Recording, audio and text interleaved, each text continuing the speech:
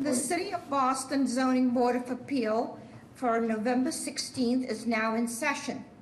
This hearing is being conducted in accordance with the applicable provisions of the open meeting law, including the provisions of an act extending certain COVID measures adopted during the state of emergency that was signed by Governor Baker on June 16th, 2021.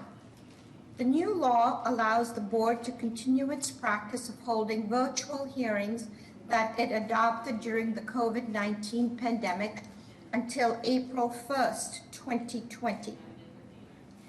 This virtual hearing is being live streamed and recorded via WebEx. In order to ensure this hearing of the board is open to the public, members of the public may access this hearing through telephone and video conferencing. The information for connecting to this hearing is listed on today's hearing agenda, which is posted on the public notices page of the city's website, boston.gov. Members of the public will enter the virtual hearing as attendees, which means you will not see yourself on the screen and you will be muted throughout, unless administratively unmuted when asked to comment. As with our in-person meetings, comments in support will be followed by comments in opposition. The order of comments is as follows: elected officials, representatives of elected officials, and members of the public. The number of people called upon to offer comment and the time for commenting will be limited by the chair as time constraints require. For that reason, the board prefers to hear from members of the public closest to the project. If you wish to comment on an appeal, please click the Raise Your Hand icon in the application via the WebEx event platform. To raise your hand, click the participant information icon. From there, find your name, and on the lower right-hand side, you should see a hand-raising icon. Click the icon and your hand will be virtually raised. Click it again and your hand should go down. If you are connected to the hearing by telephone, please press *3 to raise your hand. Again, I repeat that if you are connected by telephone, please press *3 to raise your hand. Those called upon to comment will be asked to state their name and address first, and then can provide their comment. In the interest of time and to ensure that you have enough time to do so, please raise your hand as soon as Mr. Fortune reads the address into the record. Do not raise your hand before the relevant address is called, or the meeting host will not know to call on you at the appropriate time. Again, please raise your hand when the address is called. Once you've put your statement on the record, please lower your hand immediately. Also, if there are a number of people who are here to speak on a project and people have already stated your concern, please just put your name and address on the record if you are called upon. At this time, I'd just like to take a roll call of board members. Mr. Fortune. Good morning, Madam Chair. Good morning, Mr. Ehrlich. Here. Ms. Dong. Good morning, Madam Chair. Good morning, Mr. Ruggiero. Good morning, Madam Chair. Good morning, Mr. Legres. Good morning, Madam Chair. Good morning, Ms. Better.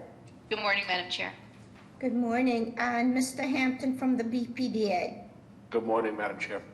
Good morning. Before we get started, I'd just like to acknowledge this historic day as we see a new mayor arrive into the office with activities beginning and swearing in beginning at noon. So congratulations, Mayor-elect, I guess, until noontime. Congratulations, Mayor Wu. Mr. Fortune, go for it. Thank you, Madam Chair. I'm going to call the first case for extension, calling BOA 759-563-80 Marginal Street. The board most recently granted a second one-year extension to this project until December 15th of 2021. That extension is not subject to tolling because it was granted after the beginning of the state of emergency. However, the first extension granted to this project on October 29, 2019, that expired December 15th of 2020 is subject to tolling. With tolling, the new expiration date for the first extension is March 22nd, 2022. The applicant now requests an extension until December 15th of 2022. I recommend that the board grant an extension to that date and confirm that it includes all applicable tolling. This will keep the applicant on the same one-year extension schedule, and they may return to request their third extension if necessary. Name and address for the record, please. Good morning, Madam Chair, members of the board. Richard Lins, 245 Sumner Street, East Boston, on behalf of the petitioner and owner of 80 Marginal Street. I believe the secretary has accurately captured the history of the extensions on this project. Just real briefly, Madam Chair, this project is in the process. Hold on, Mr. Lenz.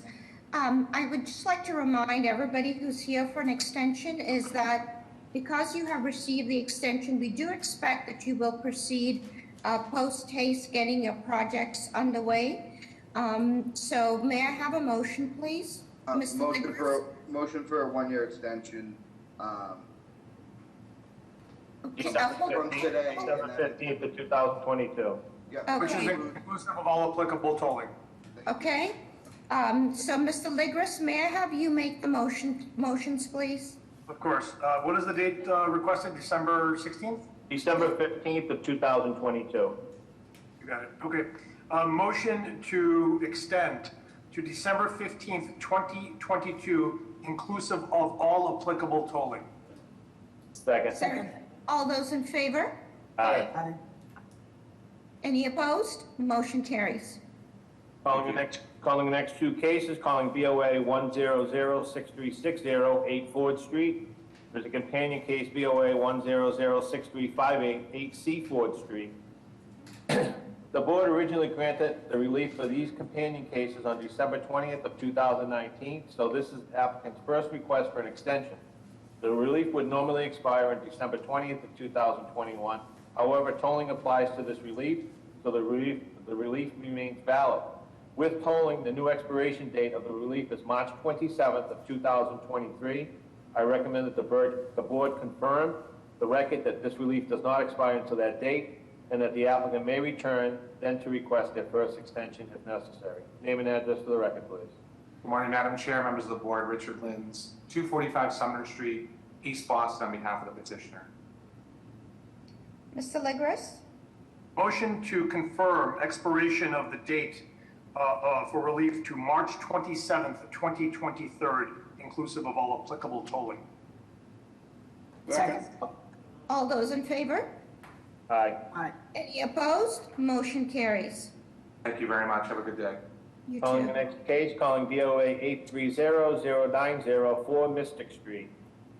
The board most recently granted a first-year, one-year extension to this project until December 21st of 2021. That extension is not subject to the tolling because it was granted after the beginning of the state of emergency. However, the original grant of relief on December 21st of 2018 is subject to tolling. With tolling, the new expiration date for the original relief is March 28th of 2022. The applicant now requests an extension until December 21st of 2022. I recommend that the board grant an extension to that date and confirm that it includes all applicable tolling. This will keep the applicant on the same one-year extension schedule, and they may return to request their second extension if necessary. Name and address for the record, please. My name's Tim Shan. I'm the architect for the project. We have drawings into ISD. I expect a permit within a month. Thank you. Mr. Sheehan, thank you. May I have a motion? Motion to extend to December 21st, 2022, which is inclusive of all applicable tolling. Thank you. Second. All those in favor? Aye. Aye. Any opposed? Motion carries. Thank you. Calling the next two cases, calling BOA 992-109, 24 Rand Street. There is a companion case, BOA 992-105, 28 Rand Street. The board originally granted the relief of these companion cases on December 6th of 2019, so this is applicant's first request for an extension. The relief would normally expire on December 6th of 2021. However, tolling applies to this relief, so the relief remains valid. With tolling, the new expiration date of the relief is March 13th of 2033. I recommend that the board confirm that the record that this relief does not expire until that date and that the applicant may return to request the first extension if necessary. Name and address for the record, please.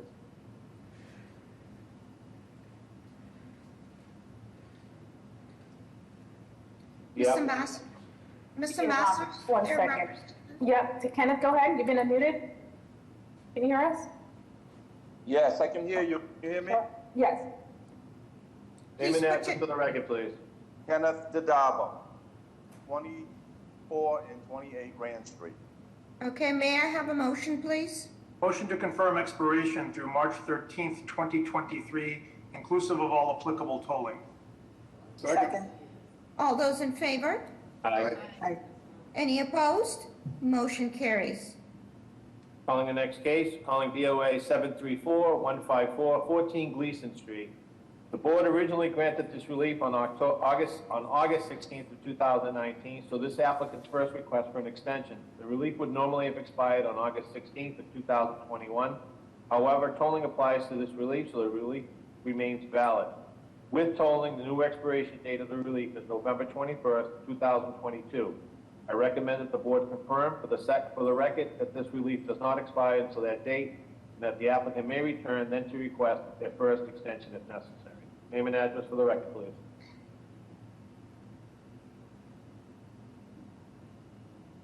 I don't believe Prince is on. I don't see him in the chat. Madam Chair, he has another case that's next, so I guess we can come back to it, or we can read them both into the record. Let's read them both into the record, and we just need to make sure that, let's have a motion on this, and we need to make sure that somebody from ISD contacts the applicant to know about his new expiration date. Mr. Legris? Motion to confirm relief through November 21st, 2022, including all applicable tolling. Second. All those in favor? Aye. Aye. Any opposed? Motion carries. And Mr. Kellen is the next case as well, so I'm going to call that into the record. 79 Devon Street, BOA case BOA 914212. The board originally granted this relief on August 16th of 2019, so this applicant's first request for an extension. The relief would normally have expired on August 16th of 2021. However, tolling applies to this relief, so the relief remains valid. With tolling, the new expiration date of the relief is November 21st, 2021. I recommend that the board confirm for the record that the relief does not expire until that date, and that the applicant may return to request their first extension if necessary. Secretary, I believe that that date is an error, 2021. It should be 2022. Correct. I thought I said 20. Okay, sorry, it is November 21st, 2022. My mistake. Thank you.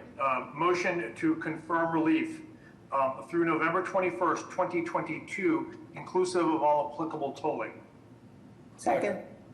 All those in favor? Aye. Any opposed? Motion carries.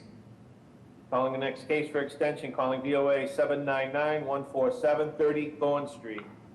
The board most recently granted a first one-year extension to this project until November 6th of 2021. That extension is not subject to tolling because it was granted after the beginning of the state of emergency. However, the original granted relief on November 6th of 2018 is subject to tolling. With tolling, the new expiration date for the original relief is February 11th, 2022. The applicant now requests that extension until November 6th of 2022. I recommend that the board grant the extension at that date and confirm that it includes all applicable tolling. This will keep the applicant on the same one-year extension schedule, and they may return to request their second extension if necessary. Name and address for the record. Yeah, good morning, Madam Chair, members of the board, Attorney Nick Zazula and McDermott Quilty and Miller here on behalf of 30 Thorn LLC. Okay, may I have a motion, please? Motion to extend to November 6th, 2022, inclusive of all applicable tolling. Second. All those in favor? Aye. Any opposed? Motion carries. Thank you. Calling the next two cases, calling BOA 967-381, 83 to 89 Queensberry Street. As a companion case, BOA 967-386, 95 to 101 Queensberry Street. The board originally granted the relief for these companion cases on November 1st of 2019. So this is the applicant's first request for an extension. The relief would normally expire on November 1st of 2021. However, tolling applies to this relief, so the relief remains valid. With tolling, the new expiration date of the relief is February 6th of 2023. I recommend that the board confirm for the record that this relief does not expire until that date, and that the applicant may return then to request their first extension if necessary. Name and address for the record, please. Good morning, Madam Chair, members of the board. I'm Peter Kopansky, 400 Atlantic Avenue for the applicant. Mr. Kohansky, can you make sure, because this is, just as I mentioned before, please, can you make sure that this project continues to proceed without unnecessary delays, okay? May I have a motion? Motion to confirm expiration of relief February 6, 2023, inclusive of all applicable tolling. Second. All those in favor? Aye. Any opposed? Motion carries. Thank you. Calling the last case for extension, calling BOA 831064, 17 Madeline Street. The board most recently granted first one-year extension for this project until November 16th of 2021. That extension is not subject to tolling because it was granted after the beginning of the state of emergency. However, the original grant of relief on November 16th of 2018 is subject to tolling. With tolling, the new expiration date for the original relief is February 21st of 2022. The applicant now requests an extension until November 16th of 2022. I recommend that the board grant an extension to that date and confirm that it includes all applicable tolling. This will keep the applicant on the same one-year extension schedule, and they may return to request their second extension if necessary. Name and address for the record, please.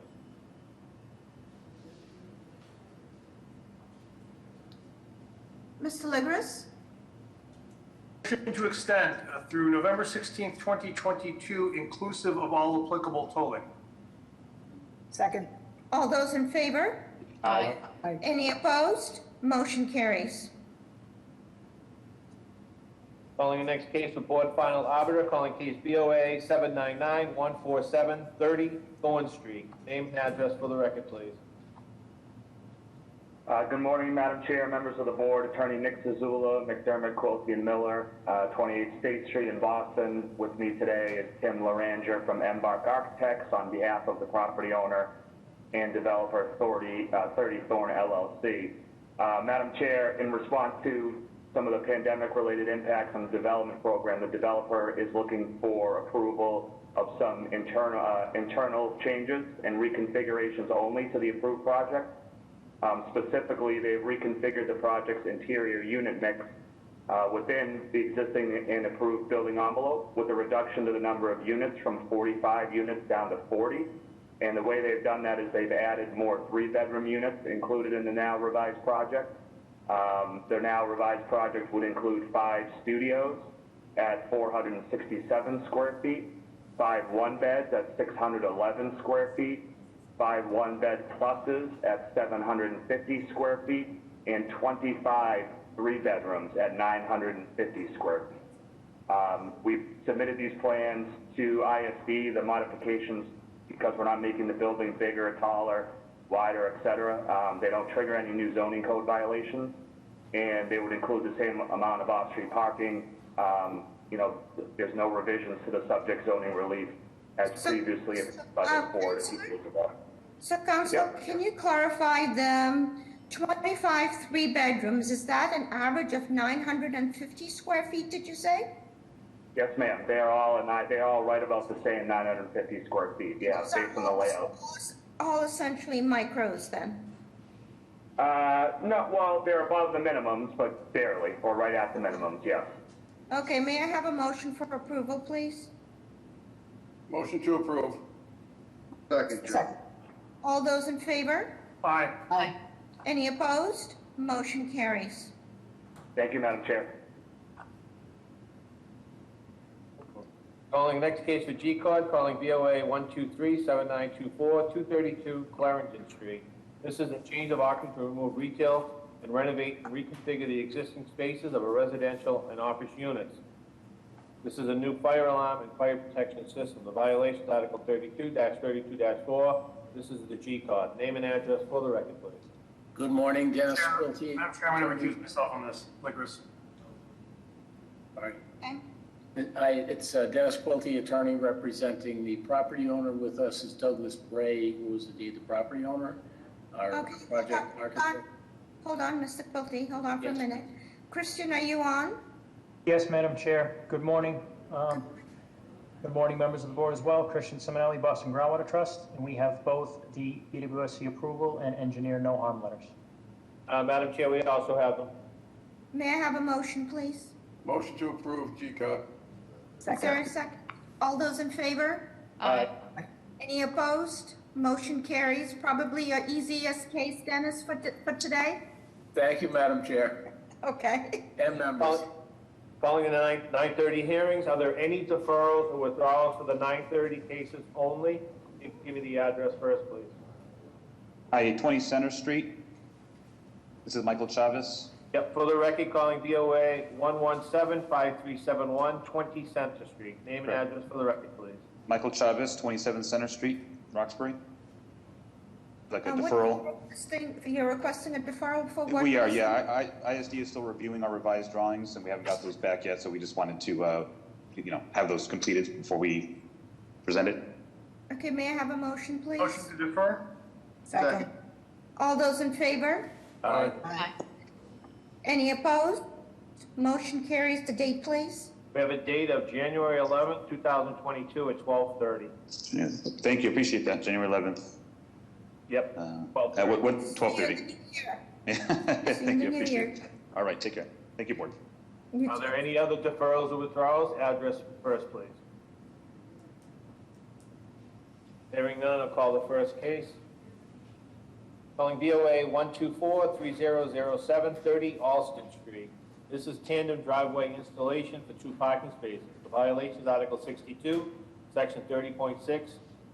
Driveway minimum width 10 feet wide. Article 62, Section 8, side yard is insufficient. Name and address for the record, please. David Giller, 30 Alston Street. We also have some other individuals here as well. So, Mr. Gillard, tell us what's required for your side yard and what you're proposing. Sure. So what's required is just a variance of about 12% to meet the minimum width. The proposal is a curb cut and increasing the pitch of the walkway to come flush with the street. Okay, so the driveway minimum needs to be 10 feet. What are you proposing? 12 feet? Let's just see. So your side yard is insufficient. What does the zoning require you? Correct. Are you going right to the property line on your side yard? Yes. Okay. Yes. Okay. And is this a 1 or a 2 family? This is a one-family map. This is a single family. Okay. How are the plans, Ms. Better? Madam Chair, the plans are sufficient. Madam Chair, Mr. D'Amico has spoken this. Would you like to put into the record, please? Yes, please. Regarding 30 Alston Street, Ward 2, although there exist several curb cuts on Alston Street, they are grandfathered in. The proposed parking plan shows the driveway is less than 10 feet. Also, both spaces are 7 by 18. BTD requires one space to be 8.5 by 20. Okay. Any questions from the board? Yeah, I'm a little puzzled by Mr. D'Amico's comments, because it looks like they're 8.5 wide on the drawing. Yeah, looks like one, yeah. He said both spaces, Mr. Ehrlich, both spaces are 7 feet by 18 feet. The BTD requires one space to be 8.5 by 20. But if you look at the print, it says 8.5 by 20. Looks like. I'm just reading what he sent in.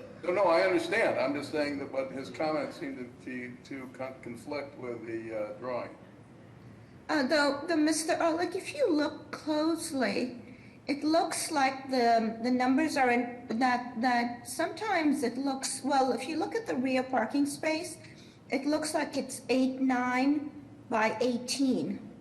And the front space is 8.5 by 18. Right. It's only because of the angle. He's just, he's noting the angle of that space because it's angled. Shows that it's 8.5 in the back and the rear. Okay. May I ask the applicant, what is your clearance when you get to the corner of the house? At the rear of the house, can you Can you in fact maneuver that? Yes, I believe so.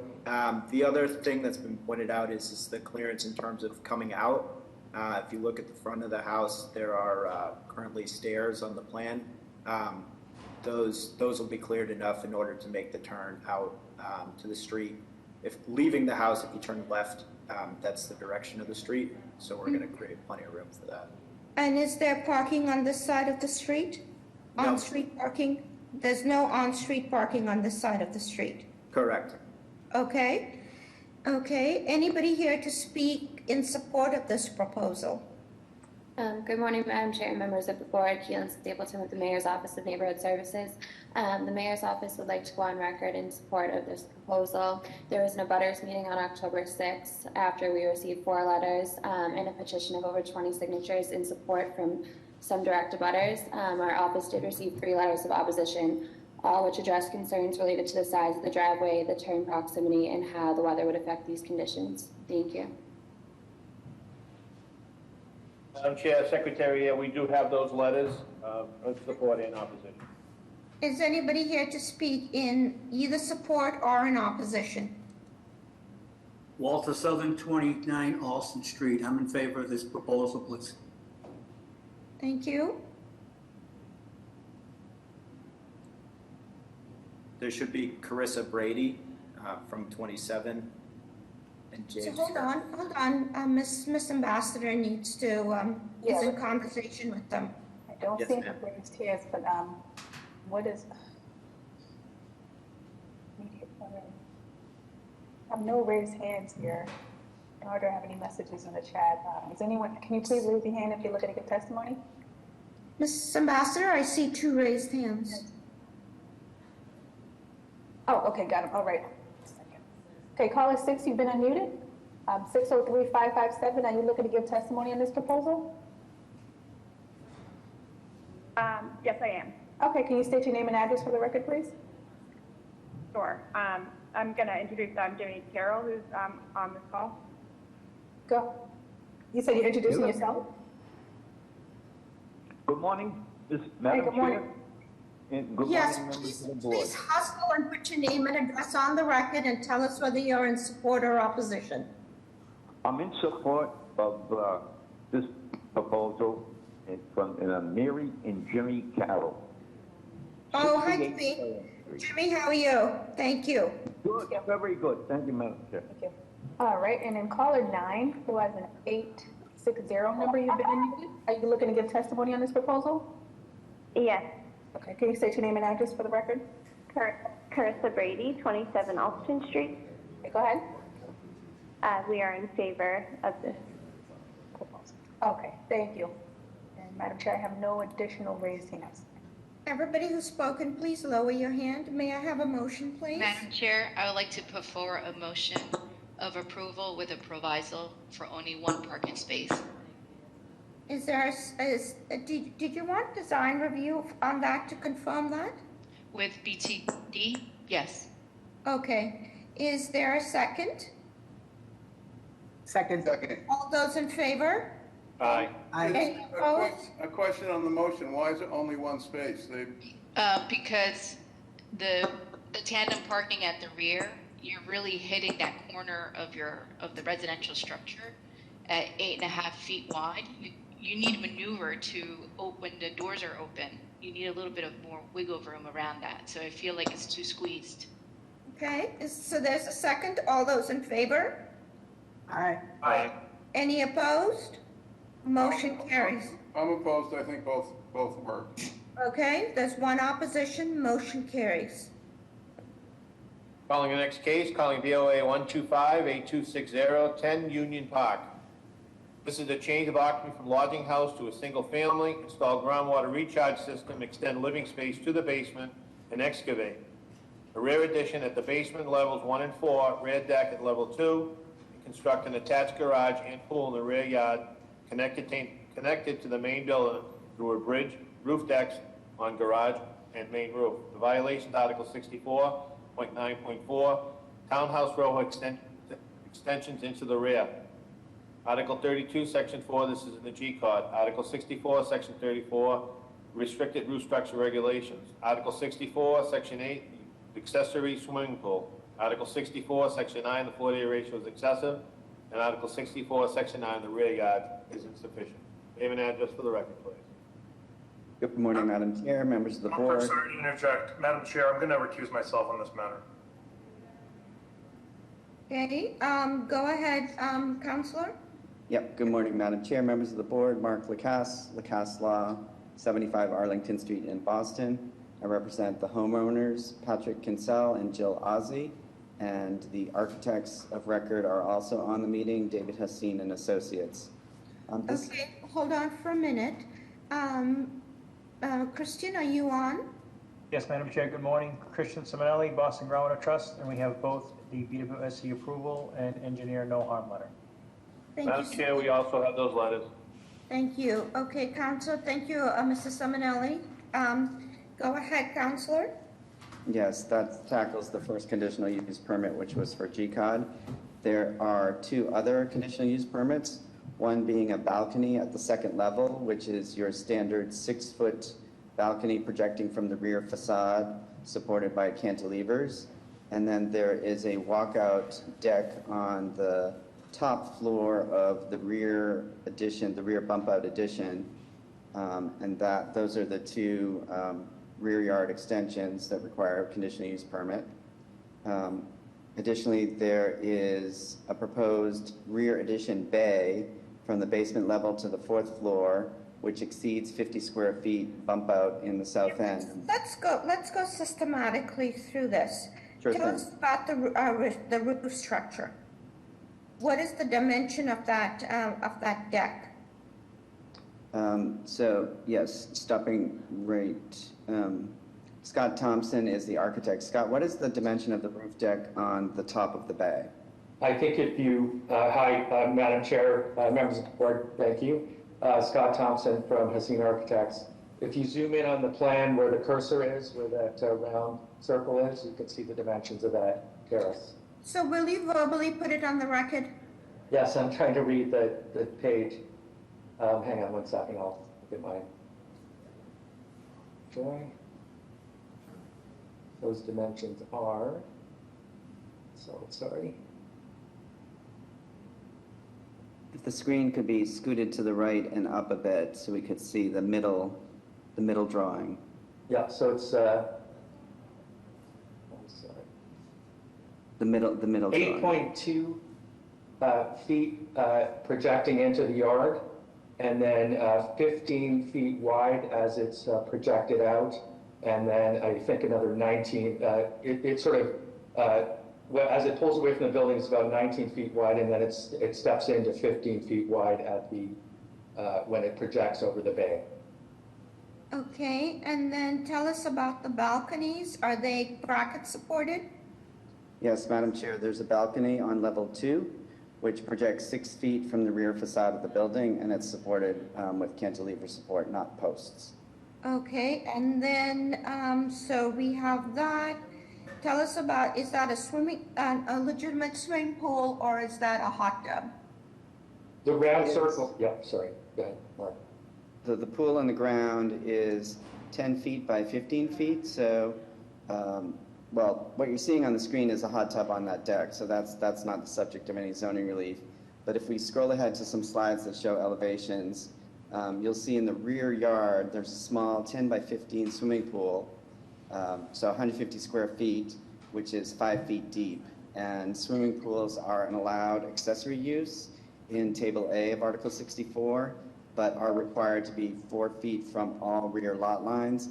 And this one is set along a side lot line of the house, and that's the relief that we're... I guess the question then becomes, I mean, there's a reason for that. Does it mean that somebody could access that swimming pool from that fence or the lot line itself?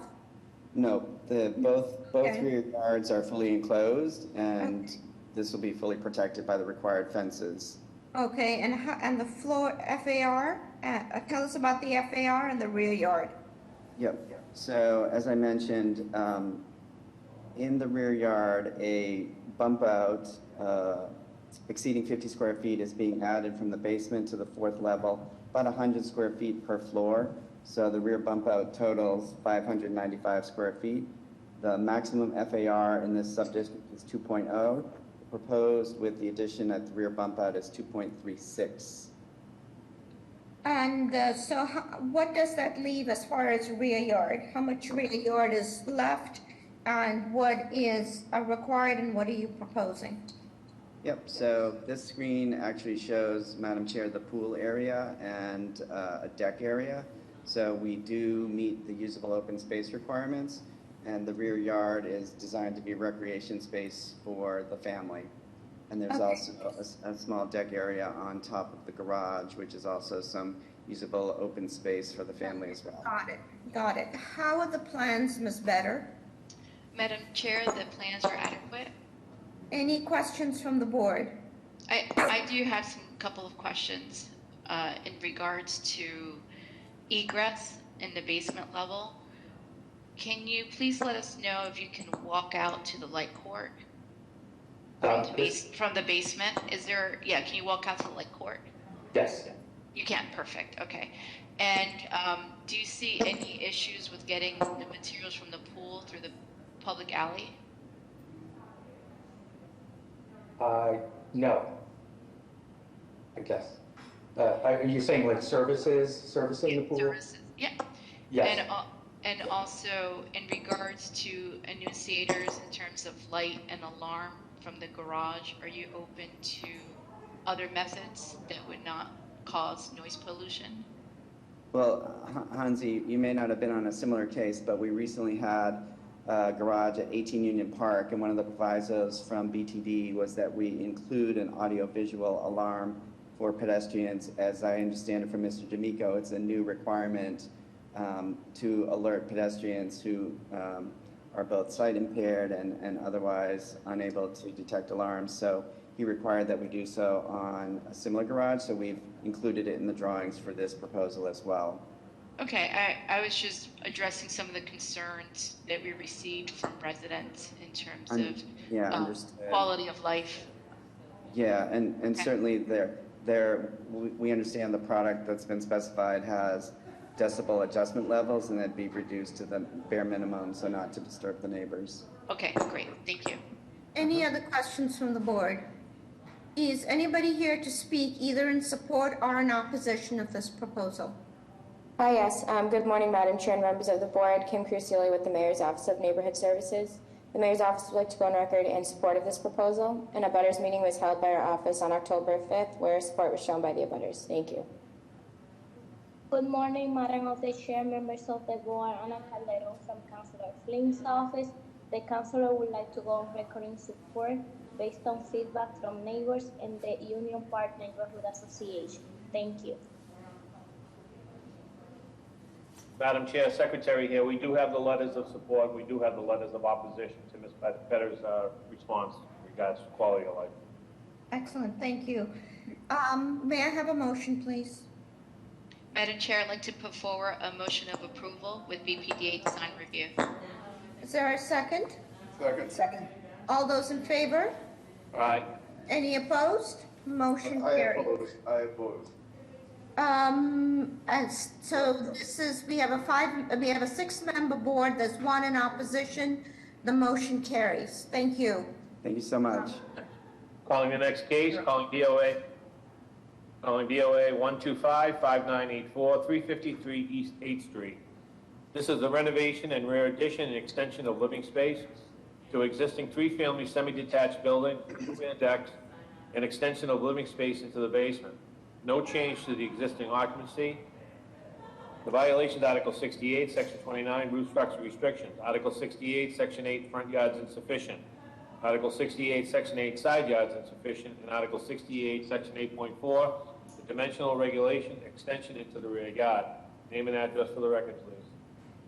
Good morning, Madam Chair, members of the board. Mark Lacasse Law, 75 Arlington Street in Boston.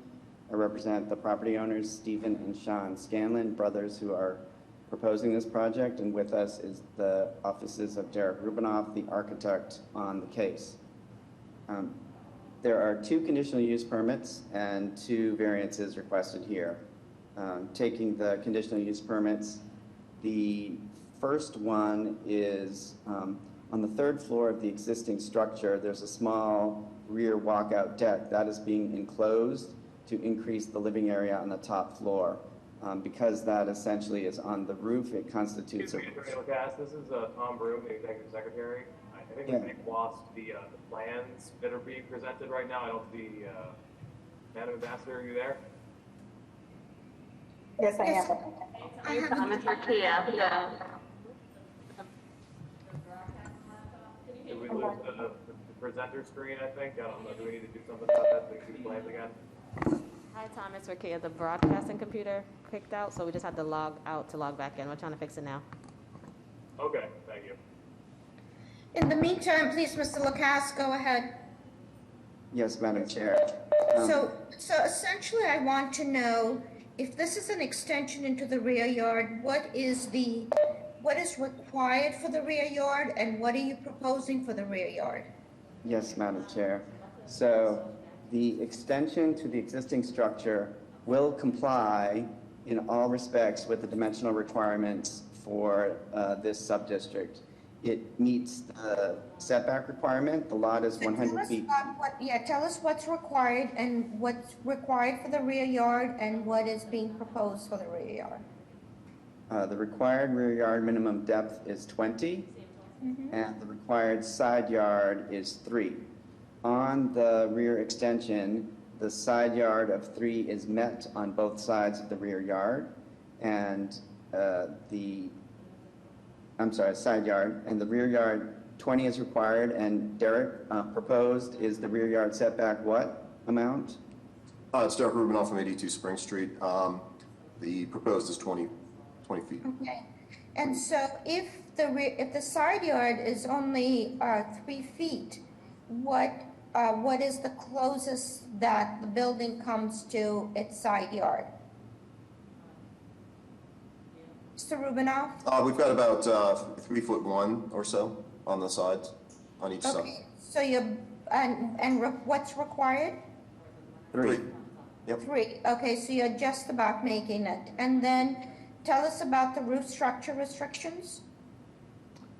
So on the 3rd floor of the existing structure, there's a small walkout deck that's being enclosed to create additional living space on that top floor.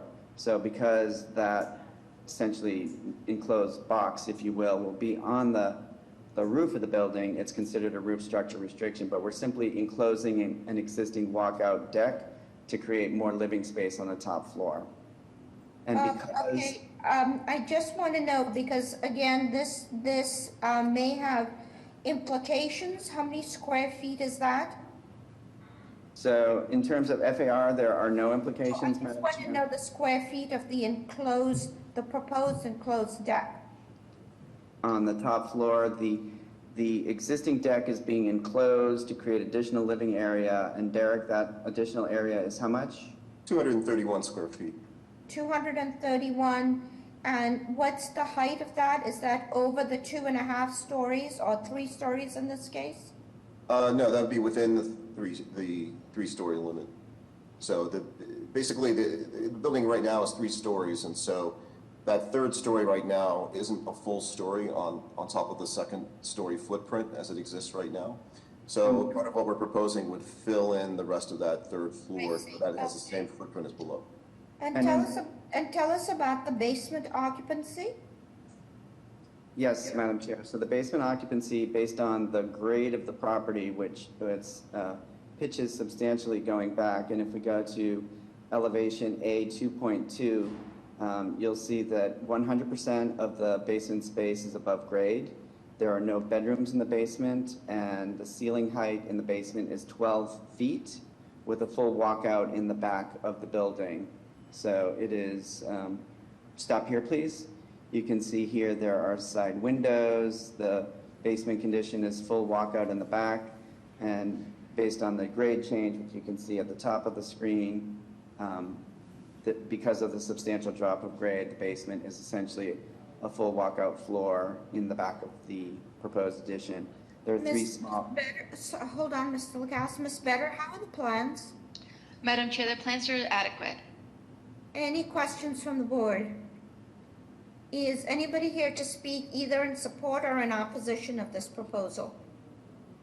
Hi, Madam Chair, members of the board, Haley Dillon, Mayor's Office of Neighborhood Services. I'd like to go on record in opposition of this proposal just based on the size of the overall project and feedback from the abutters. Thank you.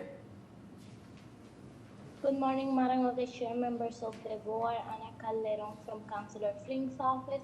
The councilor would like to go on record in opposition based on feedback from neighbors regarding the size of the extension.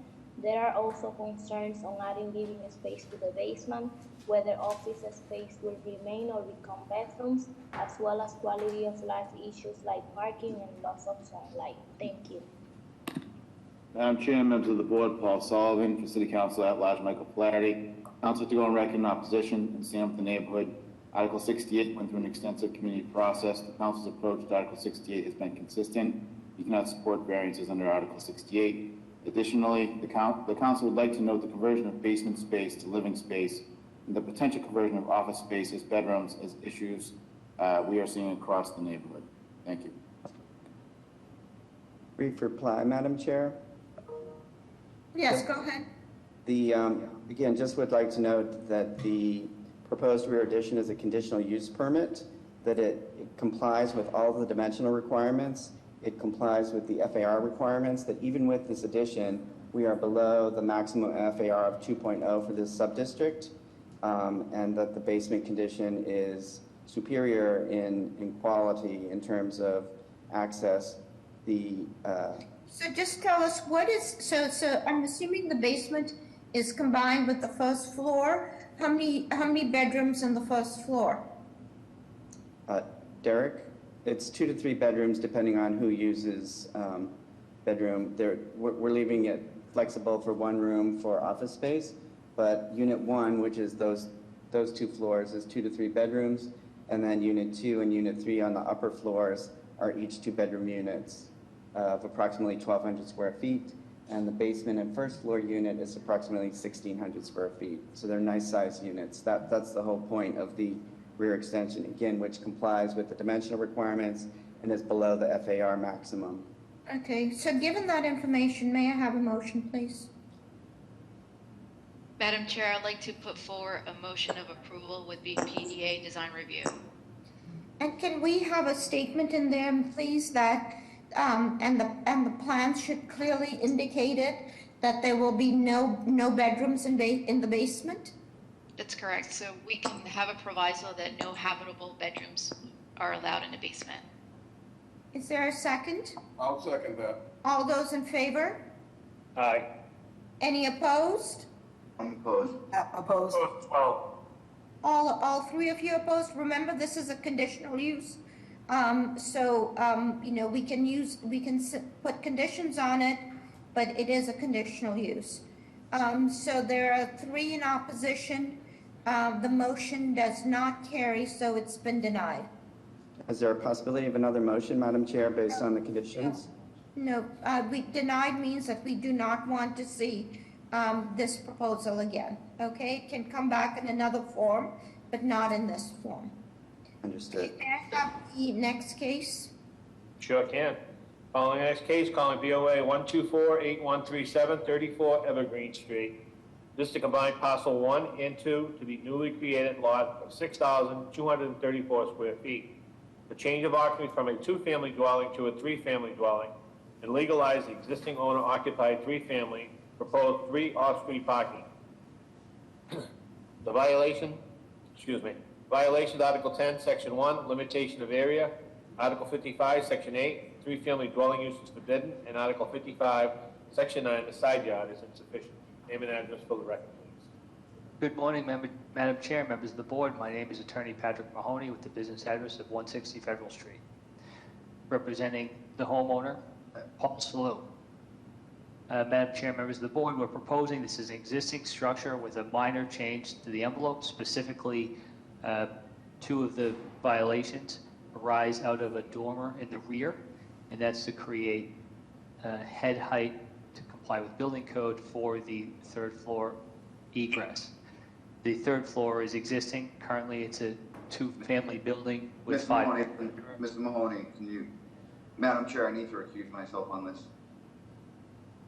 Okay, thank you. So, go ahead, Mr. Mahoney, just, try and give us some more details so that it's not, so we can understand. So what would be the size of that third proposed unit?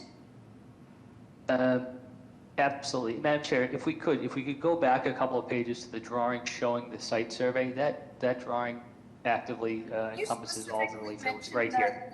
Yeah, specifically mention it, okay? Certainly.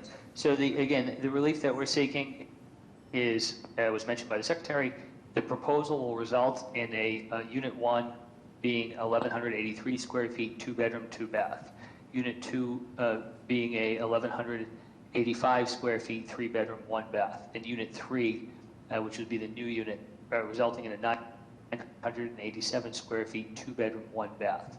The only change to the building envelope is located on this drawing here where it shows the proposed dormer. And the purpose of this dormer is exclusively to provide head height required by building code under the IBC. Okay, so there is no basement occupancy then? That's correct, and there's none proposed. And the combining of the lots is essentially to accommodate the proposed parking? That's correct. In reality, Madam Chair, they're being taxed as one parcel currently. The reason that we had combined the lots because there was a minor discrepancy at ISD and felt it best to combine them to alleviate any concern in the future. So Evergreen is kind of a narrow street. Can you tell us how that parking is proposed to work? Certainly. The curb cut's existing and has been for some time. The 3 parking spaces on the left have likely been used for some time as well. There was no use of occupancy on the record, nor a building permit that showed it perfectly. And so it was part of this application just to clean up the record. Okay. The proposed car would drive in through the existing curb cut, park in the left corner, which did trigger one zoning relief under Article 10 within 5 feet of the lot line. There will be a 6-foot tall fence along the lot line to screen the parking spaces. But again, the parking has been there for quite some time, or rather, vehicles have been parked on this site. Madam Chair, Mr. D'Amico did speak on this. He said the parking works. Okay, excellent. How are the plans, Ms. Better? Madam Chair, the plans are adequate. Any questions from the board? Is anybody here to speak either in support or in opposition of this proposal? Yes, good morning, Madam Chair, members of the board. Tiffany Caballero here from the Mayor's Office of Neighborhood Services. The applicant went before the Jamaica Plain Neighborhood Council Zoning Subcommittee back on October 6th, where they received support. And so I also have received several letters of support from members of the community and direct abutters. The Mayor's Office would like to echo this support of the proposal. Thank you. Good morning, Madam Chair, members of the board. This is Michael Giordano from Councilor O'Malley's office. The councilor would like to go on record in support. Thank you. Madam Chair, members of the board, Paul Sullivan, to the Council Elijah Michael Flaherty, Council go on record in support. Madam Chair, I do have one raised hand. Paul, you've been unmuted. Are you looking to give testimony on this proposal? No, ma'am. Okay. I'm sorry. Please, no worries. Thank you. All right, and I have no additional raised hands at the moment. May I have a motion, please? Madam Chair, I'd like to put forward a motion of approval. Thank Second. you. All those in favor? Aye. Any opposed? Motion carries.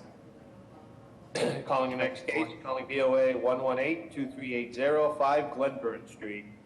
This erect a new 3-story, 3-family dwelling. There will be a single parking space located along the side yard.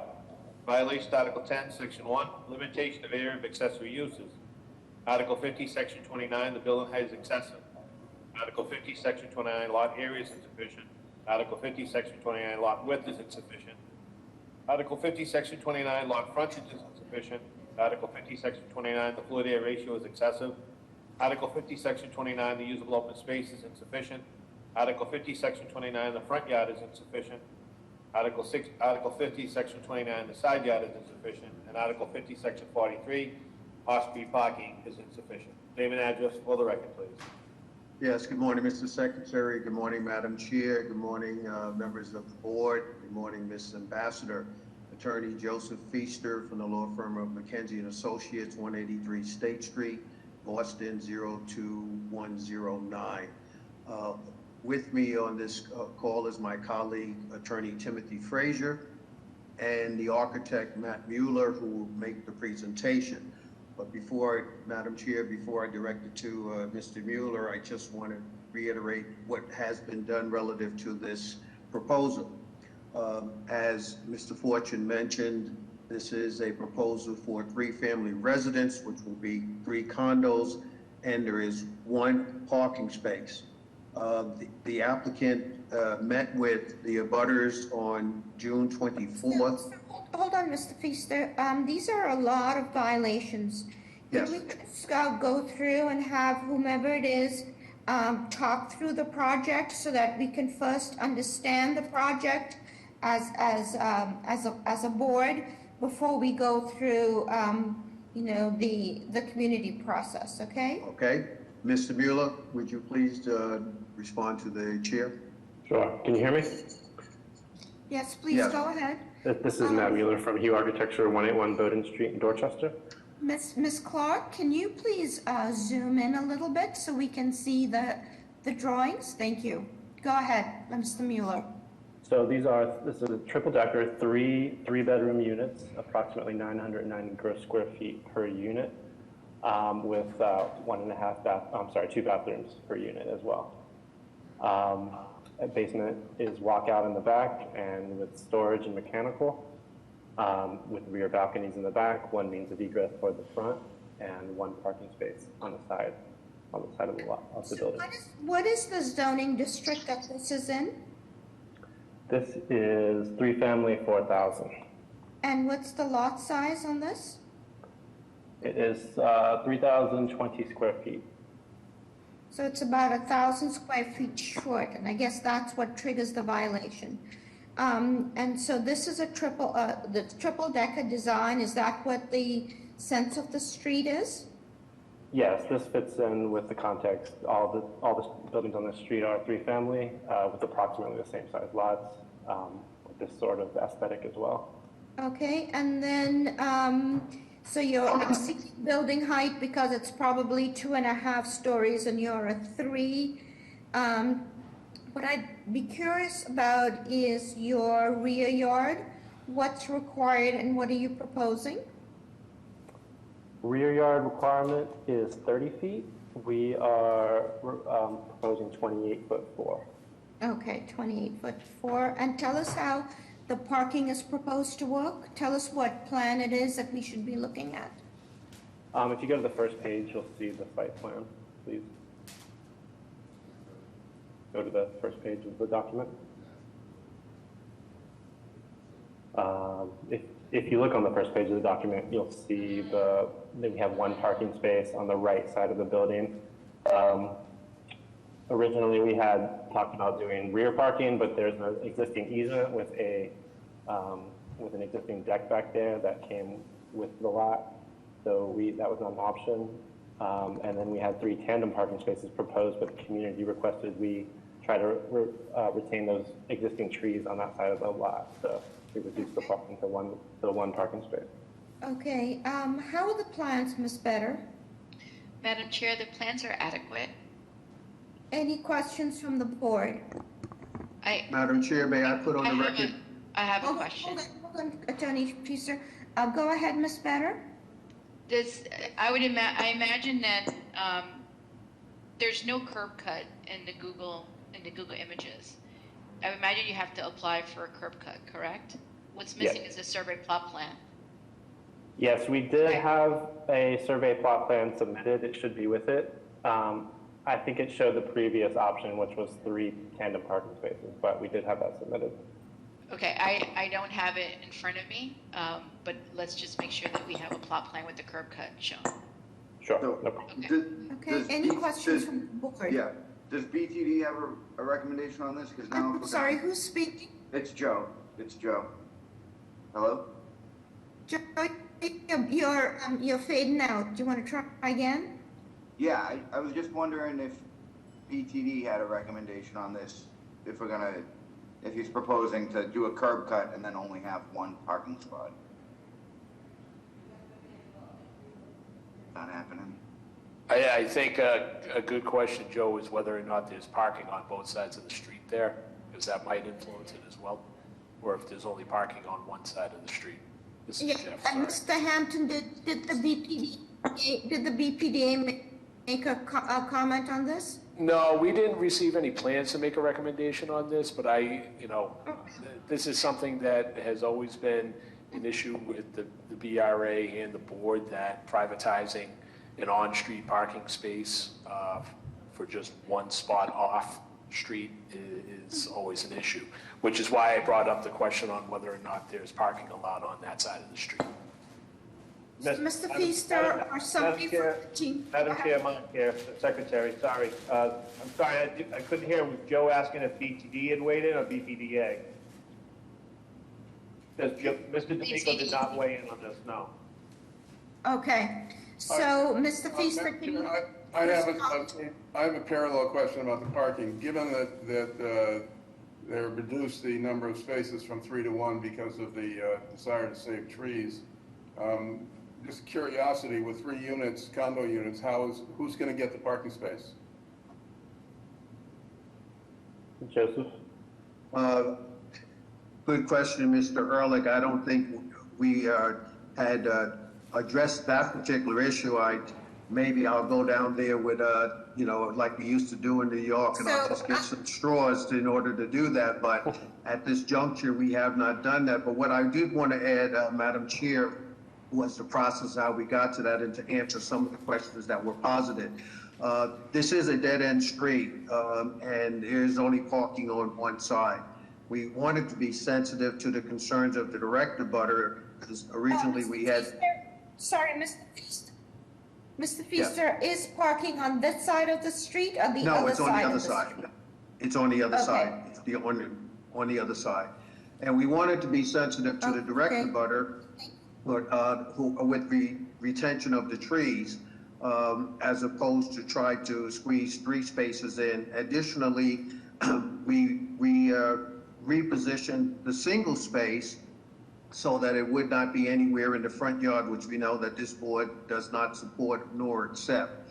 So we tried to, in all respects, we met with the abutters twice on June 24th. We met with the abutters on September 29th, and we met with the association on the 25th of October. Mr. Feaster, can you please hold on? Is anybody here to speak in support or in opposition of this proposal? There we go. I should be unmuted now. Can you hear me? Go ahead, Jason. Yes, please. Thank you. This is Jason Gann from the Mayor's Office of Neighborhood Services. We would like to go on record in support of this proposal. As Joseph has mentioned, they have met with the association numerous times, and while the association has not given a straight-up stance of support for the proposal, there has not been a clear stance of opposition as well. I do want to highlight that they should continue to meet with the association and address the concerns around parking. Thank you. I do have a raised hand. Tracy, are you looking to give testimony on this proposal? Yes. Yeah, go. Can you state your name and address for the record, please? Yep, Tracy Johnson, 10 Glenburn Street. Go ahead. My main question was, why did it go from 3 to 1 space, which has been answered, but it is a narrow street. And you could either drive in or back out, or back in or drive out. So we're concerned with the construction, how would it impact existing parking? Okay. Thank you. Thank you. Thank you. So are you in support in general terms of the proposal? Tracy? No, I understand saving the trees, but the parking is an issue. Okay, thank you. Yeah, we also have Mike Kozu. 1 second, Mike. All right, Mike, you've been unmuted. It's Mike Coulson from Project Right. We do want to acknowledge that the developers did meet with the Mobile Organic Gas and Otisville Betterment Association. We do feel that there are issues that still need to be addressed, and we are open to continuing working with the abutters on some of these concerns. Thank you. I have no additional raised hands. Okay, so it looks like there's possibilities for this development. Mr. Feaster, would your client be willing to continue to work with the butters and with Project Right to ensure that during the construction and anything else, there's open lines of communication? Absolutely, Madam Chair. That's my modus operandi, is always to be sensitive to the communities in which an applicant that I represent, the neighborhood in which they will be in. So certainly want to do that. Want to thank Michael Kozel at Project Right, assisted us in convening a meeting with the association and with the abutters, and we recognize that there are issues which are competing, but we'll try to be as complimentary and supportive as we can as we go forward with the construction. And we'll definitely be sensitive with the rules that the city of Boston has for construction in any event, to be mindful of that as the construction goes forward. May I have a motion, please? Madam Chair, I'd like to put forward a motion of approval with a condition upon submitting a survey plot plan and working with BTD in regards to preserving mature trees and maximizing parking on the site. And also for design review? Correct, and BPDA design review. Is there a second? All those in favor? Aye. Aye. Any opposed? I'm opposed. Boy, Joe, you're on a run today. Yeah, I don't want to get into it, but yeah. Motion carries. You're all set. Good luck. Thank you. Thank you. Calling the next case, calling BOA 122-1501, 400 Harvard Street. This is a change of art from a single-family to a two-family dwelling and legalize the existing two-family and 4 off-street parking. The house has been a two-family for many years. No work to be done. The violation is Article 60, Section 40, off-street parking and loading. Name and address for the record, please.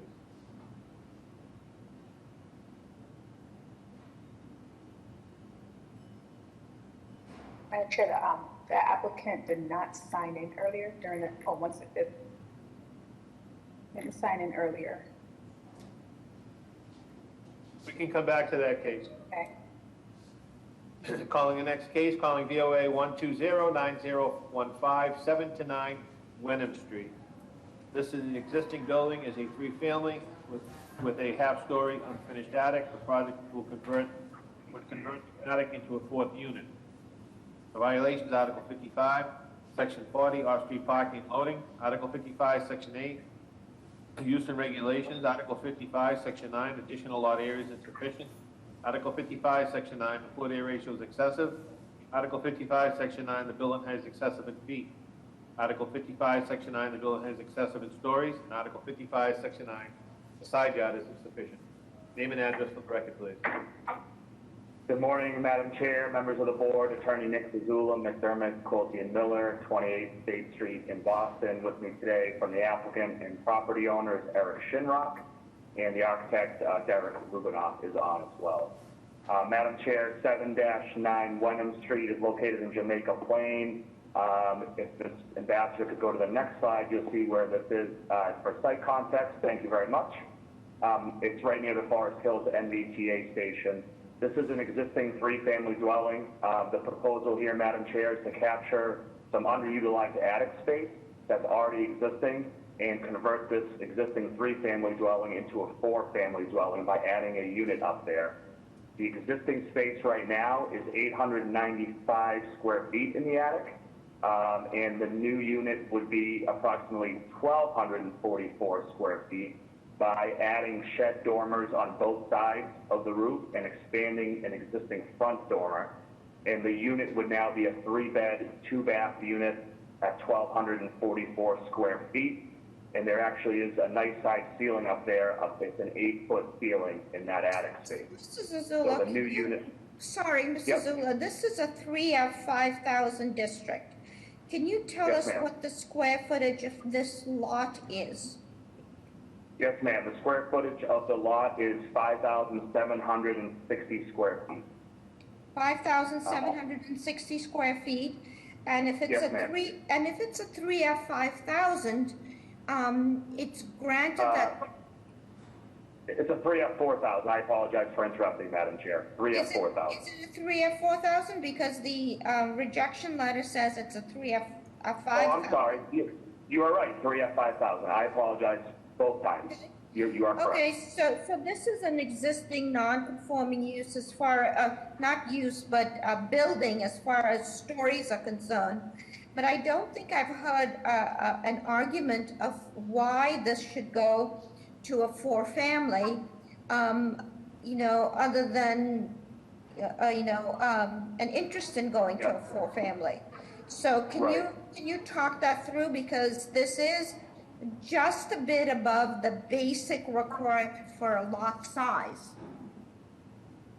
Yes, ma'am. So if you actually, if Madam Chair could go to, Madam Ambassador, excuse me, could go to slide 3 in the presentation, you can see some of the lot sizes in the neighborhood, and we've highlighted that, this is a four-family. It's one over the allowed three-family, right? But there are also a lot of other MFR uses right in the neighborhood. Literally next door is a 13, a 4, a 9, and a 6. And it's also directly, MFR is a zone on Hyde Park Avenue. So it's kind of an edge condition, but we would be seeking relief for that. I think the impetus here for this is that this space is existing in that attic. It's 895 square feet. And as we would need to expand that a little bit to allow for the ceiling height and to make it a true unit, a lot of that space is already up there. So I think that's why. It's not like we're adding a full fourth story here. It's kind of reconfiguring it. How many bedrooms in that third unit? The bedrooms in the new unit would be a 3-bed, 2-bath at 1,240 square feet. And in the third unit that's existing? Each other unit in the building that's there now, they're all 4-bed, 2-baths at 1,350 square feet. So they're all large size, good size units, and this would add another one with, again, trying to make minimum changes to the structure. You can kind of see, I think slide 4 is really the best slide to show you how it would change. There would be more dormers added on, but those dormers would all be within the existing building height. It would just be getting a little wider. Tell us about the parking. Yes, ma'am. So the parking we do need a variance for. Off-street parking is a variance that's required. There are no parking spaces on the site.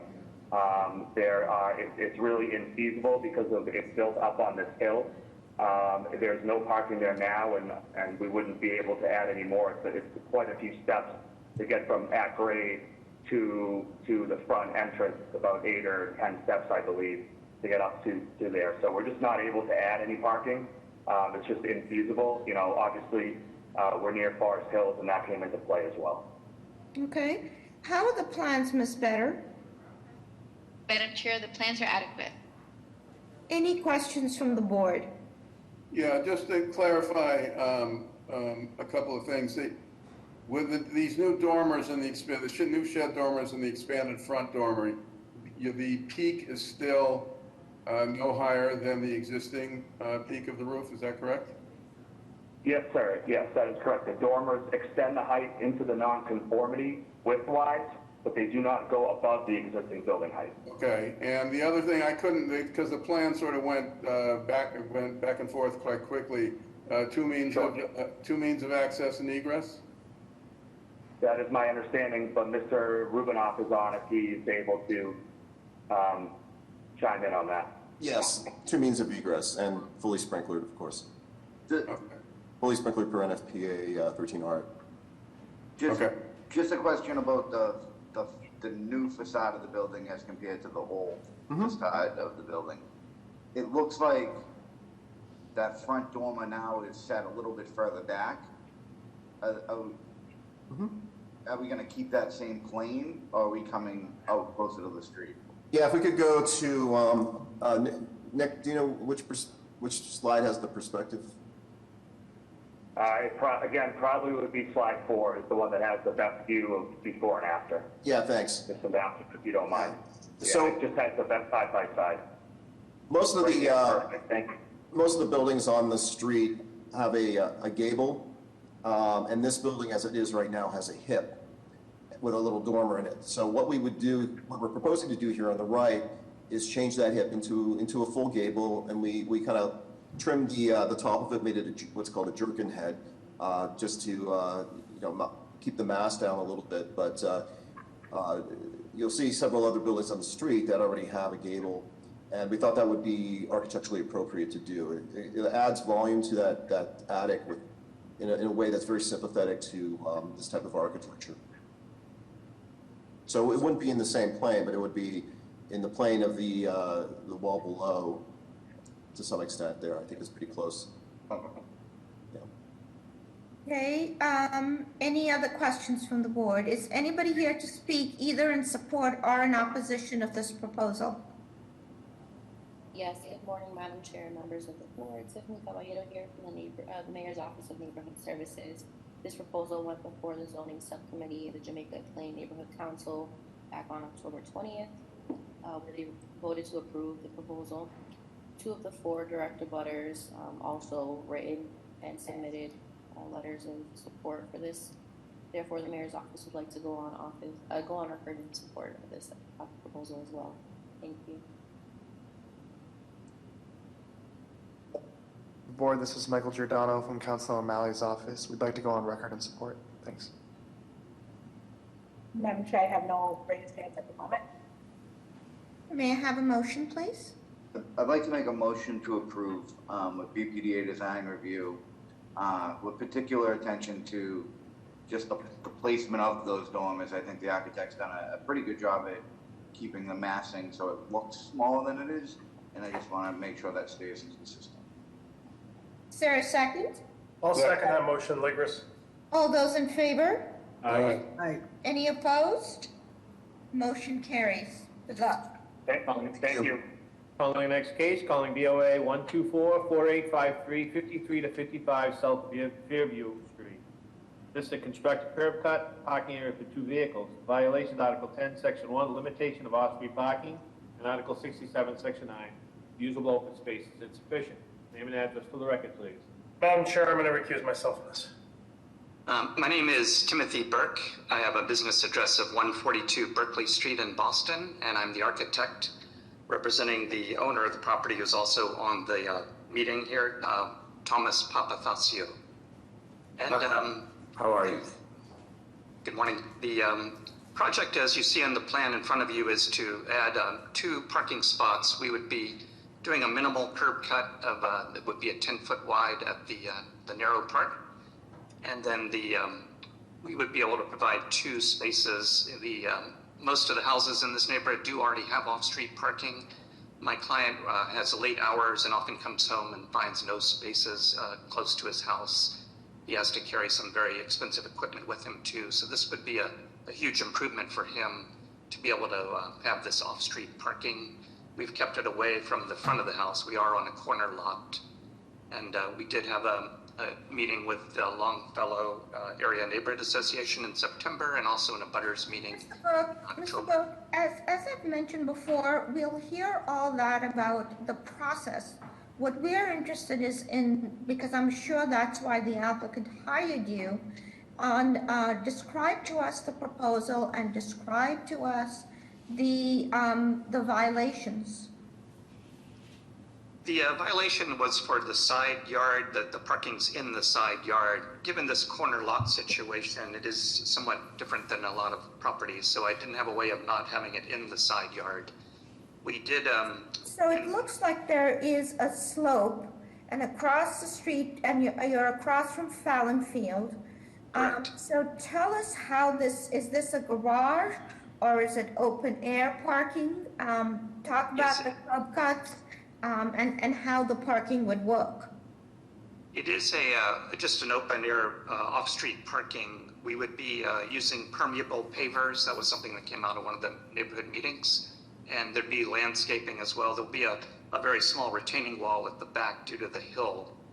And so we've tried to minimize the amount of green space that we used and also use permeable pavers to help with that issue. And how close are you to, I would suspect it's the rear property line? That's 7.8 feet away from what is the side yard of the neighbor's house. And what is required? 10, yes. Okay. And then if one parks in the spot, there are no proposed stairs, one essentially walks along the sidewalk to get into the space. Yeah, you can actually, the hill's not too steep. There would be some like paving stones, stepping stones that would allow them to walk up to the house as well. Okay. And looks like there's parking on that side of the street. What's the size of this proposed curb cut? It's 10 feet at the narrow part, and it goes to 14 at the outside point. So curb cut is 10 feet. Correct, yes. Madam Chair, Mr. D'Amico has spoken this. Would you like me to add this to the record? Regarding Fairview Street, 5355 South Fairview, due to the location of the home and the low volume on the street, the plan does work. Also, there are several curb cuts on the street, and it is one way. Right. Okay. How are the plans, Ms. Better? Madam Chair, the plans are adequate. Any questions from the board?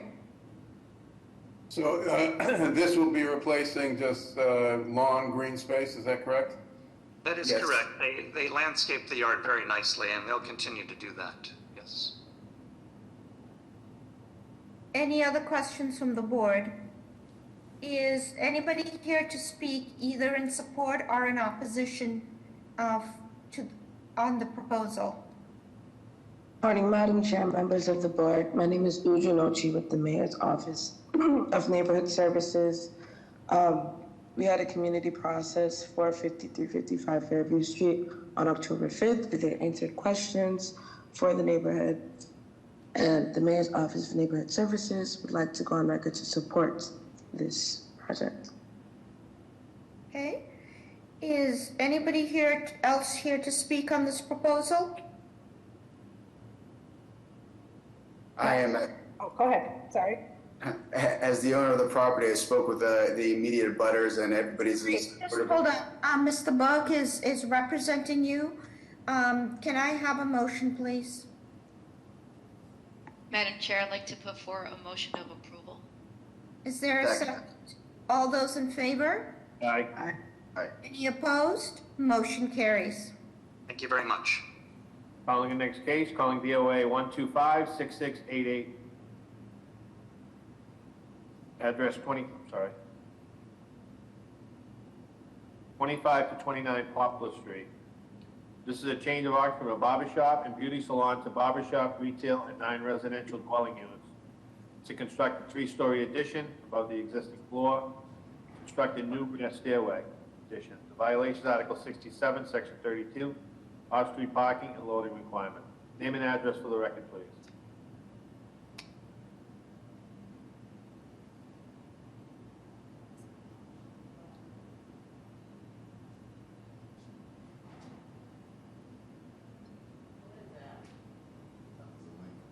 I'll take a look to see. Yeah, this person did not check in as well with me. Okay, we'll come back to it. We got one case, another case that Harvard believe is on. I'll go to Colberg. Calling case BOA 122-7183, 12 Colberg Avenue. This is a change of occupancy from a 2-family to a 3-family, renovate the 3rd floor, reconstruct a dormer at the north roof, an existing floor. Violation Article 67, Section 8, 3-family dwelling unit is a forbidden use. Article 67, Section 9, the side yard is insufficient. Article 67, Section 32, off-street parking is insufficient. Article 67, Section 9, the lot area is insufficient. Article 67, Section 9, the floor area ratio is excessive. And Article 67, Section 9, the usable open space is insufficient. Name and address for the record, please. Giancarlo, go ahead. Giancarlo? Yep, I'm here. It sounds like there's an echo. Are you on? It sounds like there's an echo. Are you on two platforms? The platforms? No, I'm not. I'm just on the computer.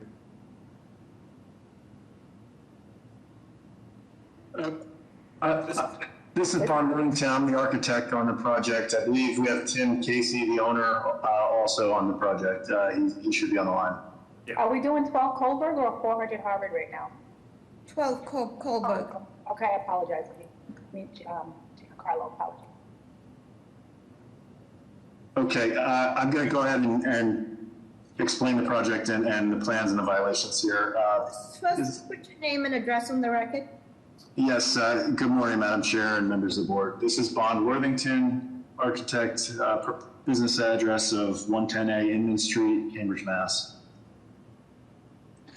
Okay, the scope of work for this project is it's an owner-occupied single family that or two family that we're changing to a 3-family. We're renovating the 3rd floor, enlarging a dormer to provide code head height at the front and rear stair.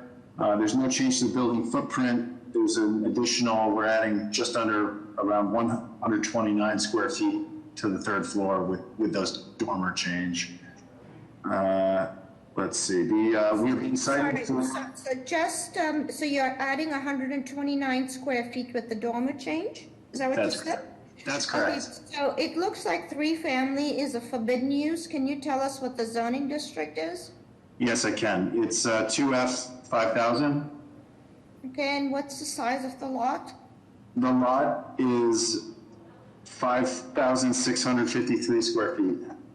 5,653 square feet is the lot size? Yes, I'd like to point out that the adjacent parcel just to the north is held in common ownership by the owner here.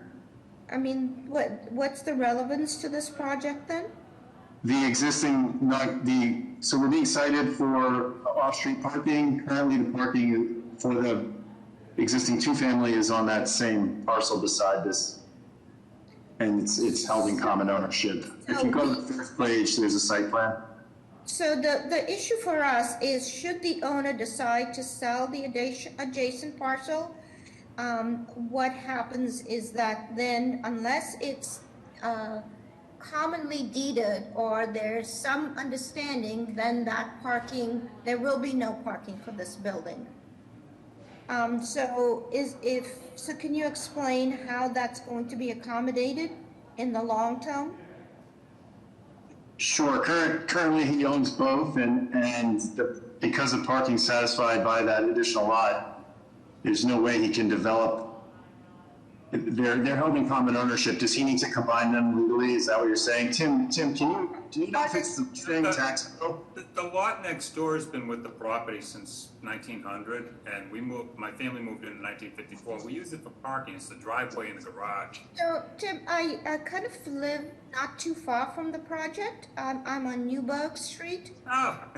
Yeah, so that's why my concern is that, sometimes when I drive down Colberg, I can see that, it's on the edge of having issues with street parking.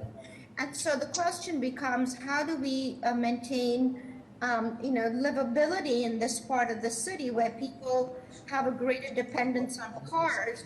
And how do we, preserve that for the longer term?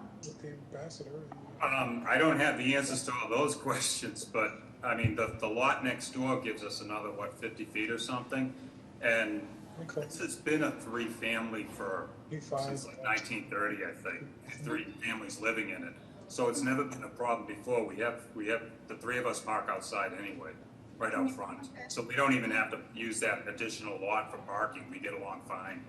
Okay, because I know we've seen another house on Colberg that came in for a conversion from a 2 to a 3.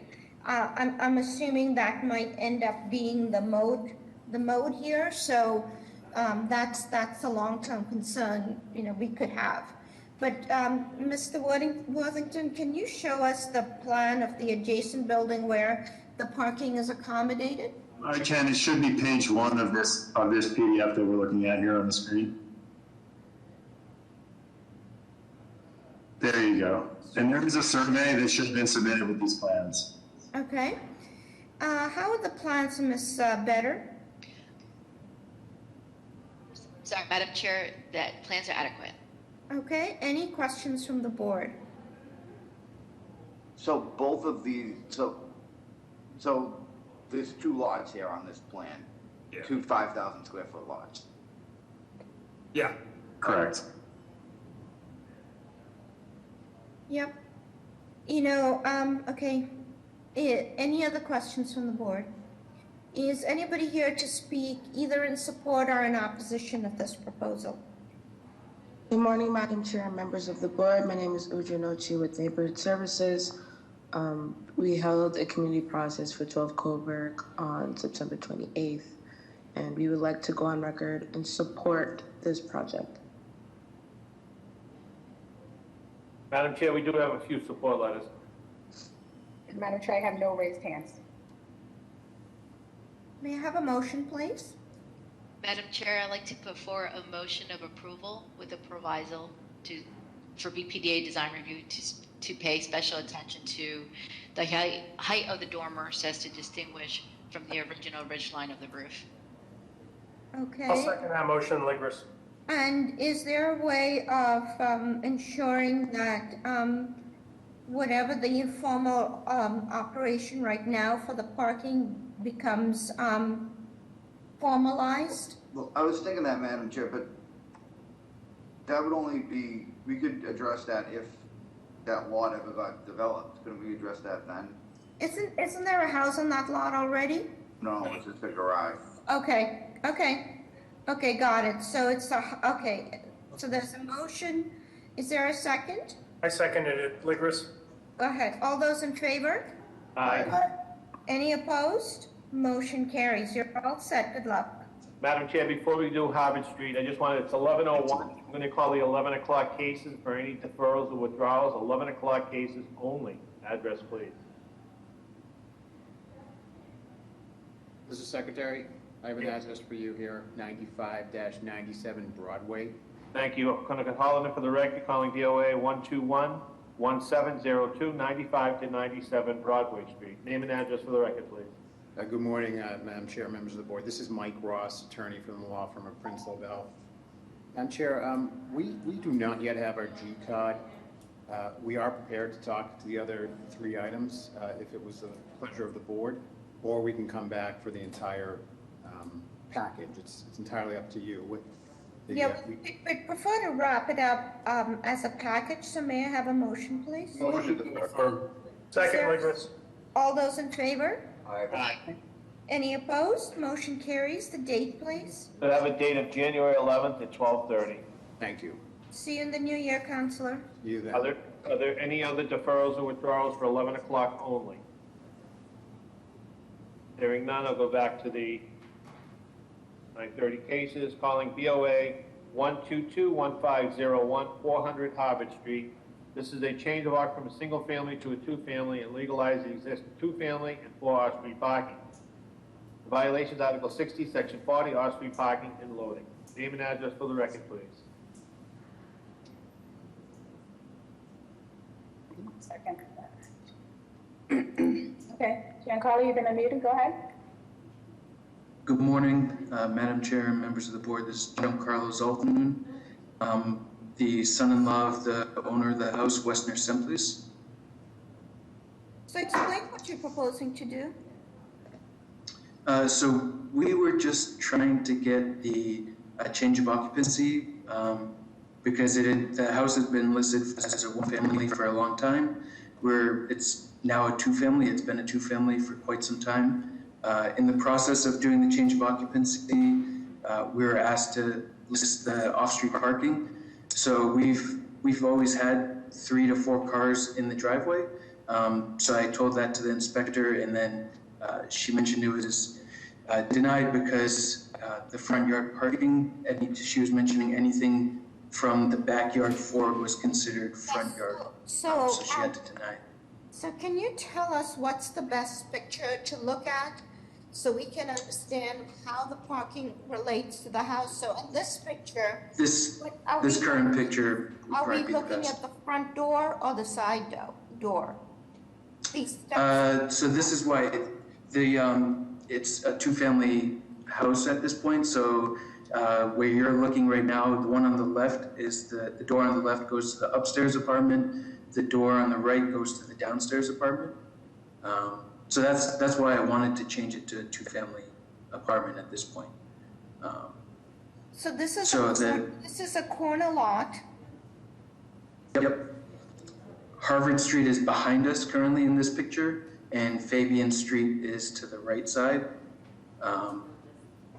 So, like, I recognize what the inspector was saying, where parking in this front area where, like, near the door to the left would be, it wouldn't be a good look for the street. It would look ugly, so that's why they don't want cars parking in the front yard.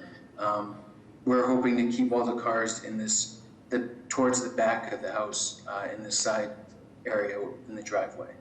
So these are side by side two families rather than up and down two families, right? No, it's up and down. Okay. And so I see that shadow, I suppose that's of you on the left-hand side. Is that continued asphalt? Yep. Okay. Ms. Better, how are the plans? Madam Chair, the plans are adequate. Madam Chair, Secretary here, Mr. D'Amico has spoken this, I'd like to put it for the record. Regarding 400 Harvard Street, parking should be pushed back into the rear of the property. This would remove the front yard violation. 2, we relocate the curb cut on Fabian Street to allow proper maneuverability. 3, eliminate the curb cut on Harvard Street. 4, new plans should be submitted for BTV review. Okay, so as a representative of the applicant, you've heard what the Transportation Department has said. Is that possible for you to accommodate that? I know she did mention when we were talking to the inspector about moving moving the driveway all the way to the back and having parking spaces in the backyard. I mean, we could do that, but if you scroll down on those pictures, the backyard is a big green space. So we prefer not to kind of ruin that space with parking spaces. Okay. Let's see, any questions from the board? Ms. Better, I'm going to have to rely on you because I'm just having a hard time understanding this project. So if there's anybody on the board who has a better understanding of it, I'm going to rely on you, okay? Is anybody here to speak either in support or in opposition of this proposal?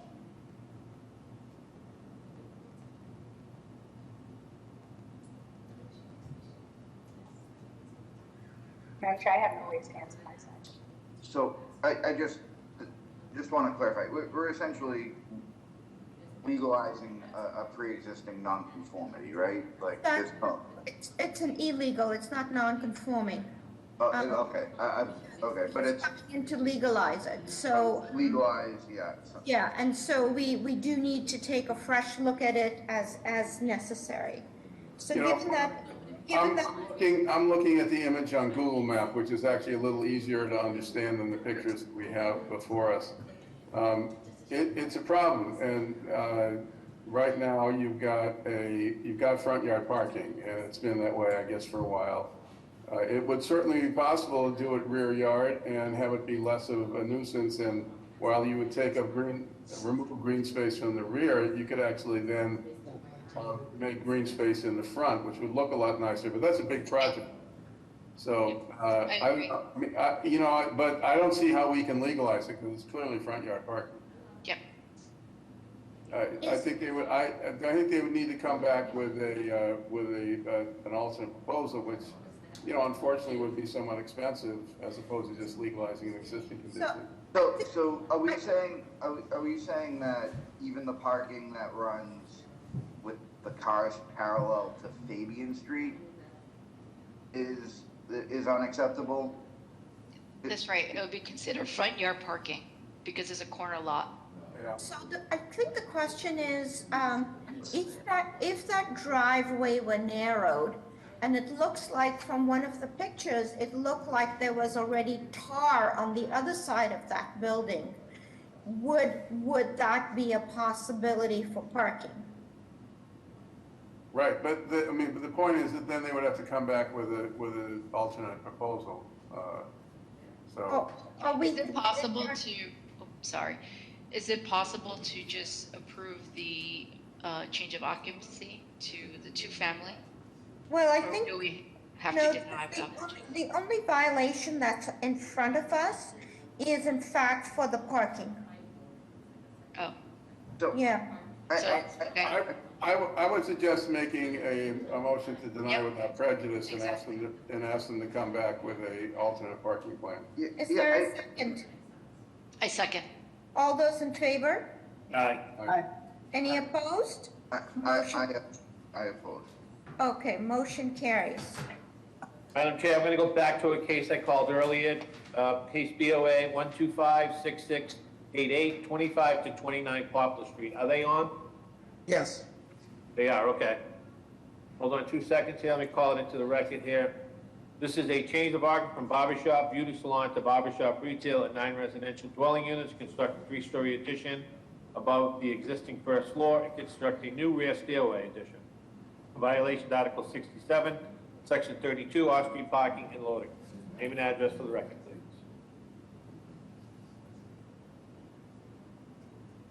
Name and address for the record, please.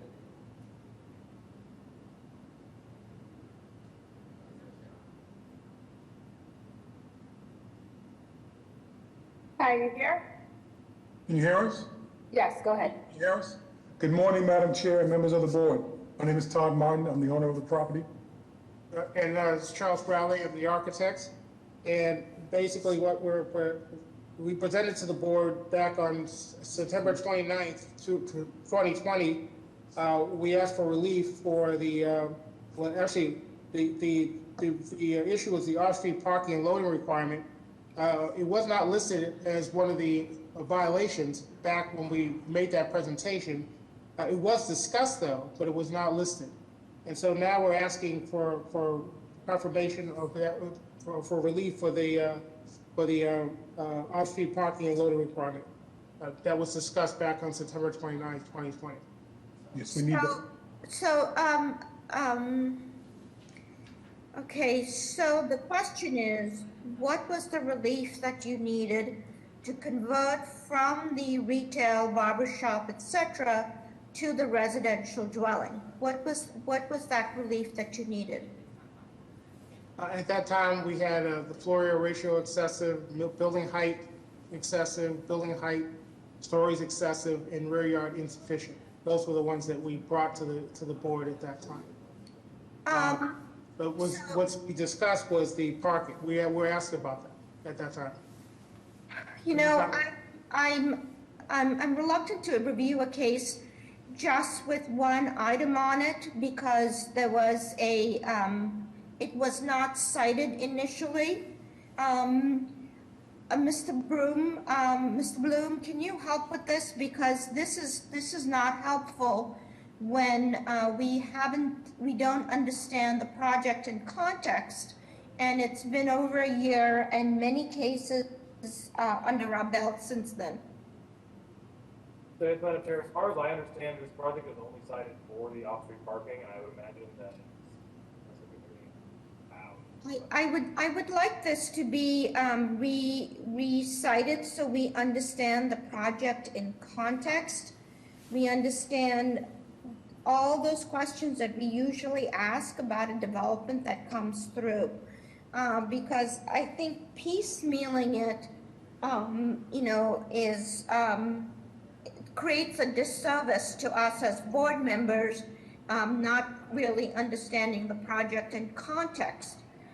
So I'm going to rely on you, Mr. Bloom, to figure out how we deal with this. So, Madam Chair, the previous... It's not fair to the applicant and it's not fair to the board.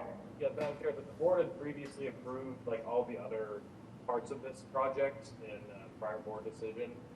So this is a new violation related to the same project that I believe ISD did not catch prior to the other decision. So that's what's back before the board today.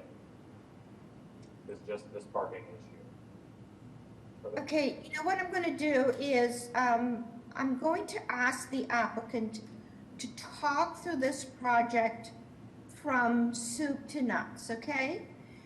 Because we really need to understand the whole project. We understand, parking, and it's a good idea to have that upper floor residential.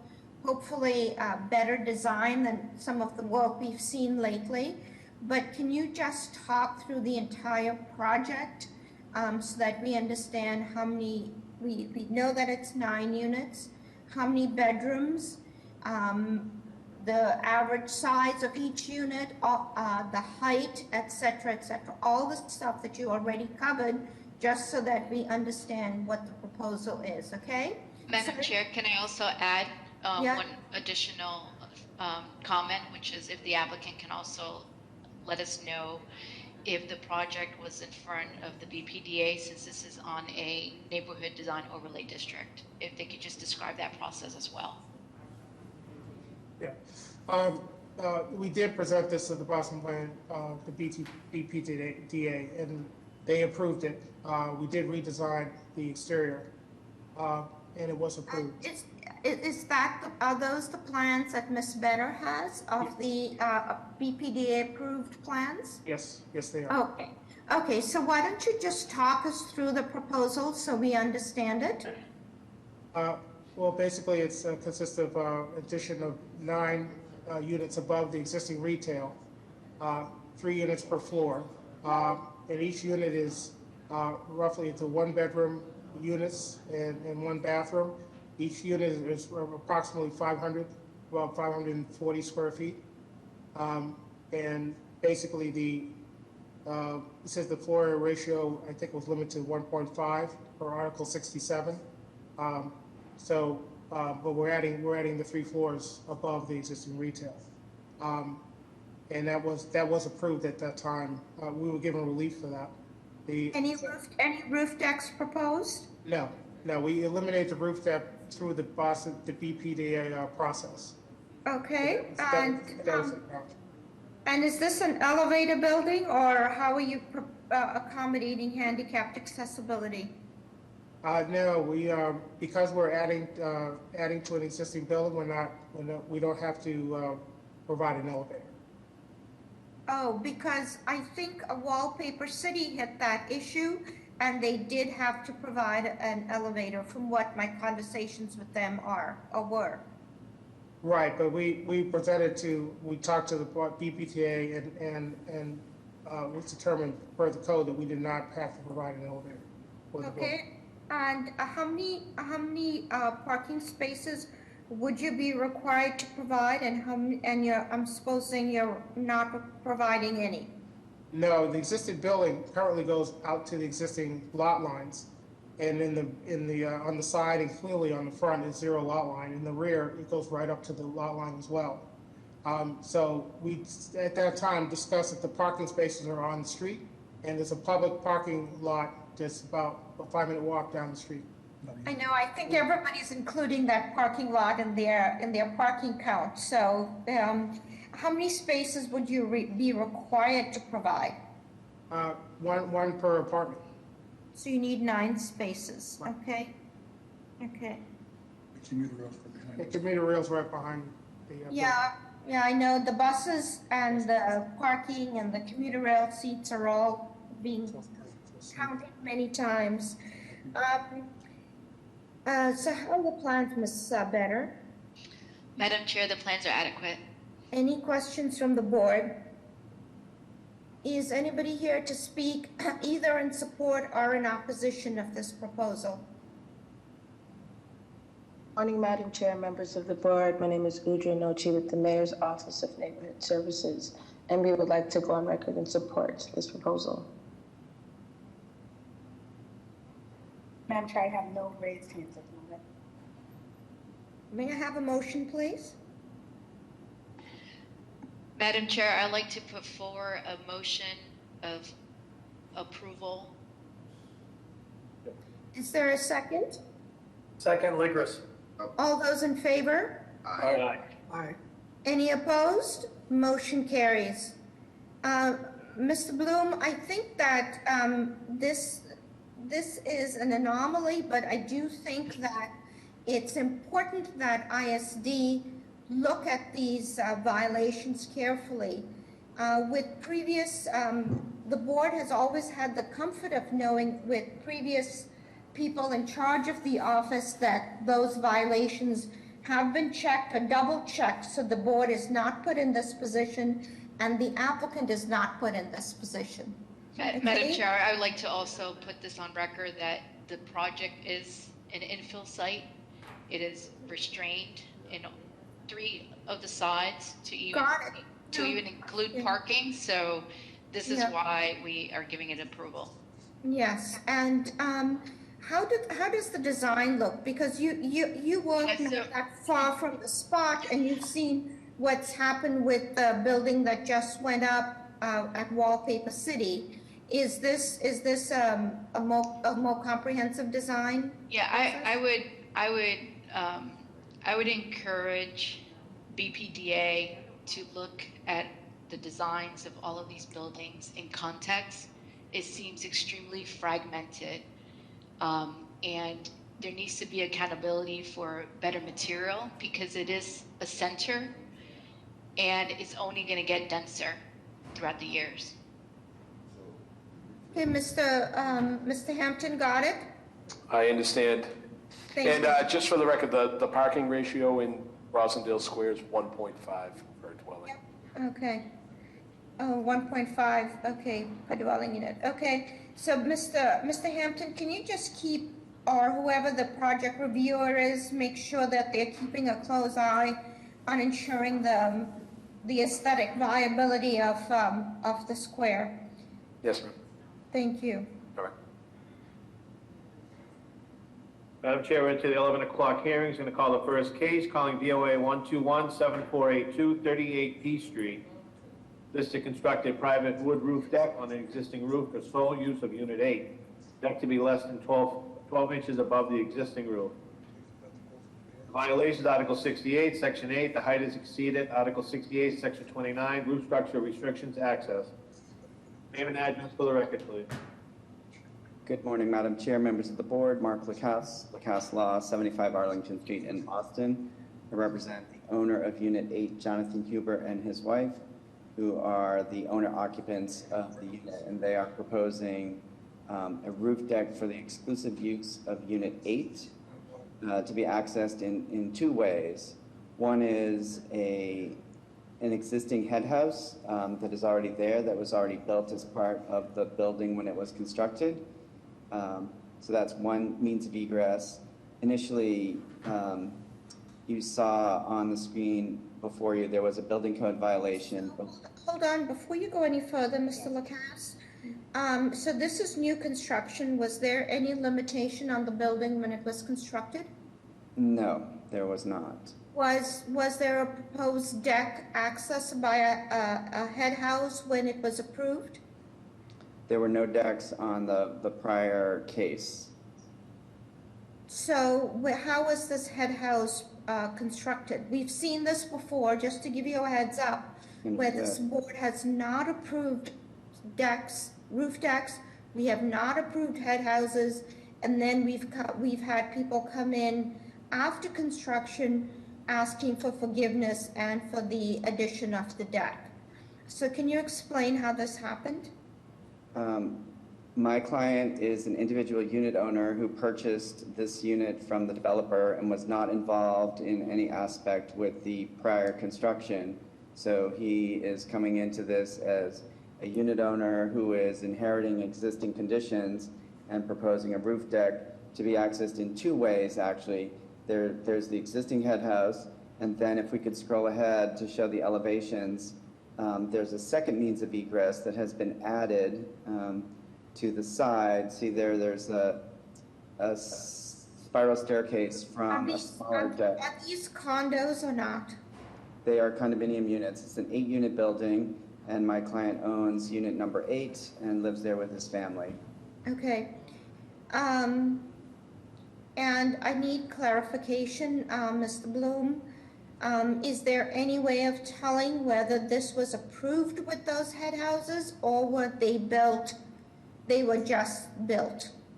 Hi, Madam Chair. I'm looking for a plan set real quickly. If we have one available, I will let you know.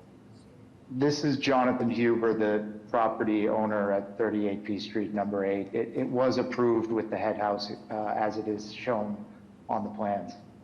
Madam Chair, can I ask a question? Why was if there was no roof deck originally, why was there even a head house? That's exactly the point. And you know, we as the board are at a disadvantage if something is coming back to us and we don't have access prior to the meeting of the previous plans, or at least a flag that this address had been at this board before, so that we are clear on what's going on. If I may add, I'm Timothy Burke at 142 Berkeley Street. This head house would be required. It's a 4-story building, so the building code did require a head house, which was part of the original plans. But if there was they did show 2 future roof decks on the original drawings. Mr. Burke, you know, this is a good walk around that people are doing, but you know, were the plans, what I need to know is, were the plans approved with those head houses or not, with that head house or not? Yes, they were. They were approved with that head house too. Is that just as a, without a deck up there? Access to mechanical systems on the roof. And is this then proposing to expand that head house so that then it accesses the deck? Tell us how this is proposed to work. The existing head house will remain as it is. We are connecting it with a walkway with railings for safety's sake, so that in the case of an emergency, someone could use that as a second means of egress. But the primary access would be by the stair directly from the unit. So, Mr. Burke, I'm looking at the drawing that's right up here right now, and that looks pretty excessive for anything. It looks like there's some add-ons to make that space work as a head house.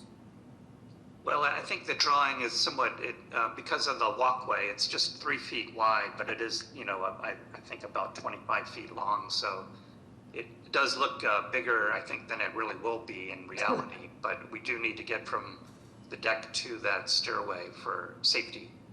If we could scroll down one slide to the Miss Better? Yeah, so Miss Better and Mr. Ehrlich, can you help with this? Because yes. Go ahead. Okay, so I have a question for the architect. Can you access the head house from unit 8? No, it's from the fire stair that's there. So from unit 8, is there an egress that you can access that head house to get to the roof deck?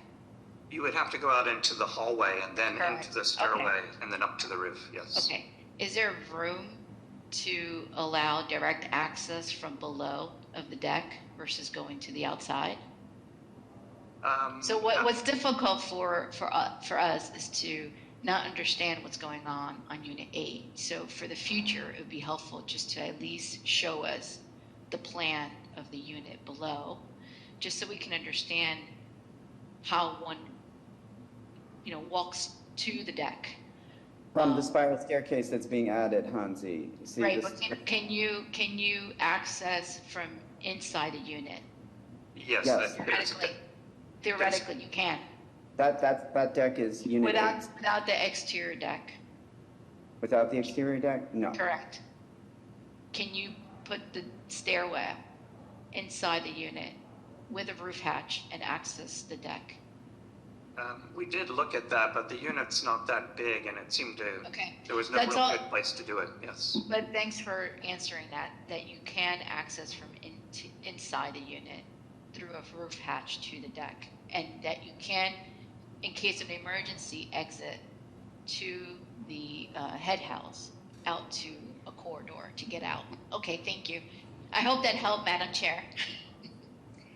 You know, I'm sorry because I do believe that we're going to be seeing more and more of these where,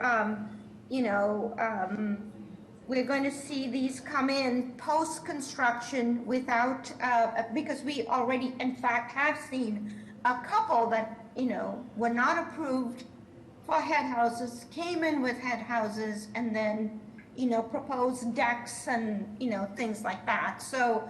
Madam Chair, Tom is trying to speak, he's been trying to talk to you. Oh, sorry, I can't even see him. Go ahead, Tom. Okay, Madam Chair, I'm looking at a plan set from the original erection permit from 2017. It does look like there is a small head house that is on the plans that were approved.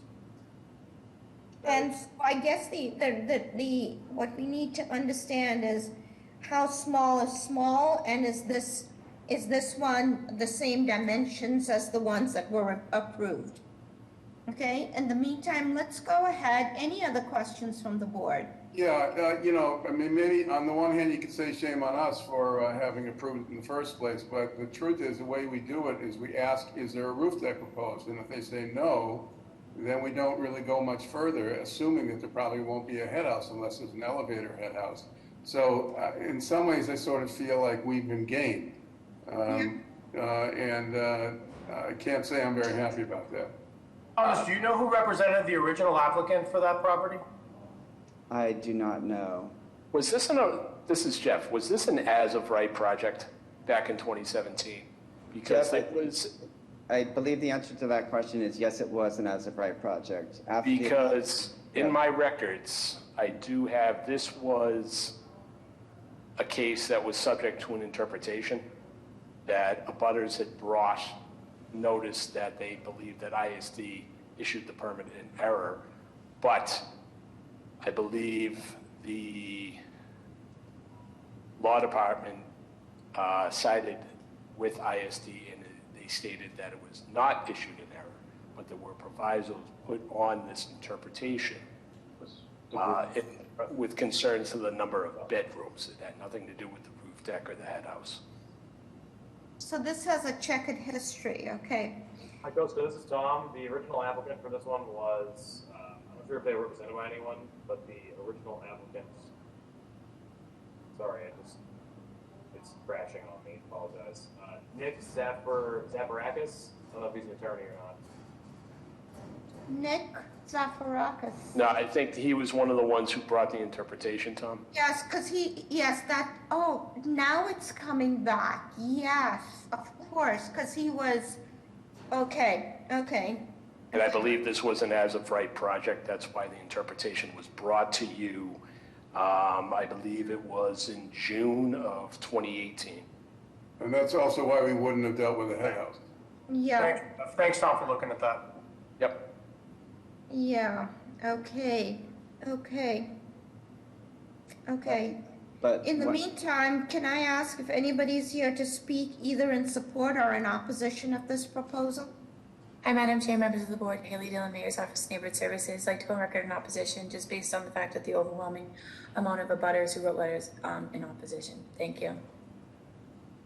Good morning, Madam of the Chair, members of the board, Ana Calderon from Councilor Flynn's office. The councilor would like to go on record in opposition based on overwhelming opposition from the neighbors, abutters, and City Point Neighborhood Association.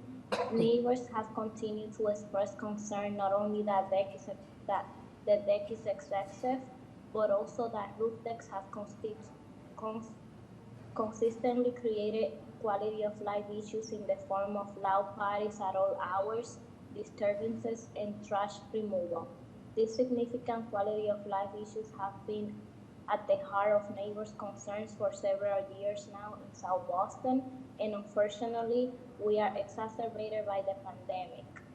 Neighbors and abutters are seniors, young families, persons with disabilities are all concerned. This will be a negative impact in their quality of life, and the councilor respectfully requests that the board take this concern seriously. Thank you. Madam Chair, members of the board. Sorry, Paul. Go ahead, Paul. Paul Sullivan for Council Flaherty. Council to go on record in opposition, echoing sentiments of Council Flynn's office, as well as the violations under Article 68. Thanks, Mark. Madam Chair, Secretary here. We do have the letters of opposition. We do have a few letters of support as well. Okay, Madam Chair, I have two raised hands. I'll start with Ryan. Are you looking to give testimony on this proposal? Yes, can you hear me? Yes. Can you state your name and address for the record? Hi, yes. I'm addressing the board. I'm a neighbor, and What's your I address, was part of the preliminary hearing a couple months ago and expressed opposition. Mr. Buck, what is your address, please, Ryan Buck? 881 East 2nd. Okay, go ahead. And the construction of the head house already blocked part of my remaining view of Thompson Island and the waterway towards Moody Bay. And this proposed 12-inch high roof deck, which I personally find the wording insulting because, as you see from the plans, there clearly has to be a railing, which would be way higher than 12 inches. So to suggest it's 12 inches is Okay, thank you. Thank you. fair. Okay, and Luann, you've been unmuted. Can you state your name and address for the record, please? Hi, Luann? Oh, one second. Oh, go ahead. We can hear you now. My apologies. Go Okay. ahead. Luann O'Connor, 6 Shepton Terrace, South Boston, Chair, City Point Neighborhood Association. City Point Neighborhood Association would like to go on record in opposition to this project. The height of this building back in 2017 exceeds everything around it. Adding an additional roof deck in that area, we have problem properties that are surrounding that particular address regarding quality of life with roof decks. The unit is 1,800 square feet. Luann, thank you. Given all that information, may I have a motion, please? I didn't get to speak, excuse me. I'm Karen Zirkle from Red Beal's office. Oh, yeah, please, can you add new information, put your name and address on the record? Sure, my name is Karen Zirkle from Representative Beal's office. Our office would like to go on record that we stand with the neighbors and abutters in opposition to this project, and a letter has been sent in. Thank you. Thank you. Okay, given that information, may I have a motion, please? Motion to deny, Madam Chair. Is there, and all those in favor? Aye. Any opposed? Motion carries. Thank you. Thank you. Calling the next case, calling BOA 125-9438, 37 to 41 Woodcliff Street. This is new construction of 3 attached row houses. The violation is Article 50, Section 29. The additional lot area is insufficient. Article 50, Section 29. The floor-to-area ratio is excessive. Article 50, Section 29. Usable open space is insufficient. Article 50, Section 29. The front yard is insufficient. Article 50, Section 29. The side yard is insufficient. Article 50, Section 29. The rear yard is insufficient. And Article 50, Section 43, off-street parking and loading. Name and address for the record, please. Huggins LaFond, 37-41 Woodcliff Street, Boston, Mass. 02121. So, Mr. LaFawn, tell us what you're proposing to do. We're proposing to put a 3-family building there that's 3.5 stories. So what is the zoning district here? The zoning district is 3 at 4,000. And your lot size looks like it's the 3,081? That's Okay, correct. so walk us through and tell us how you're proposing to put this 3-family up. So we're proposing to have a first floor, a ground floor unit that has a pretty narrow footprint, 16 feet, so that creates an 11-foot driveway. The requirement for our side yard setback is 10 feet. We have it as 3 feet in order to accommodate for an 11-foot driveway so that we can have 3 parking spaces in the rear. As you can see on the second and third floor, those units have a cantilever that compensates for the narrowness of the ground floor. So we actually turn these into like split level units. So tell us the size of each unit, how many bedrooms and the size of each unit? The building has 3 bedrooms on unit 1 and 2, and on the third unit, there are 2 bedrooms. And the square Actually, footage? 3 bedrooms, sorry. So they're all 3-bedroom units? Yes, they are. And what's the average square feet footage? The average square feet, sorry, let me just. Madam Chairman, this is Eric Zackerson, the architect.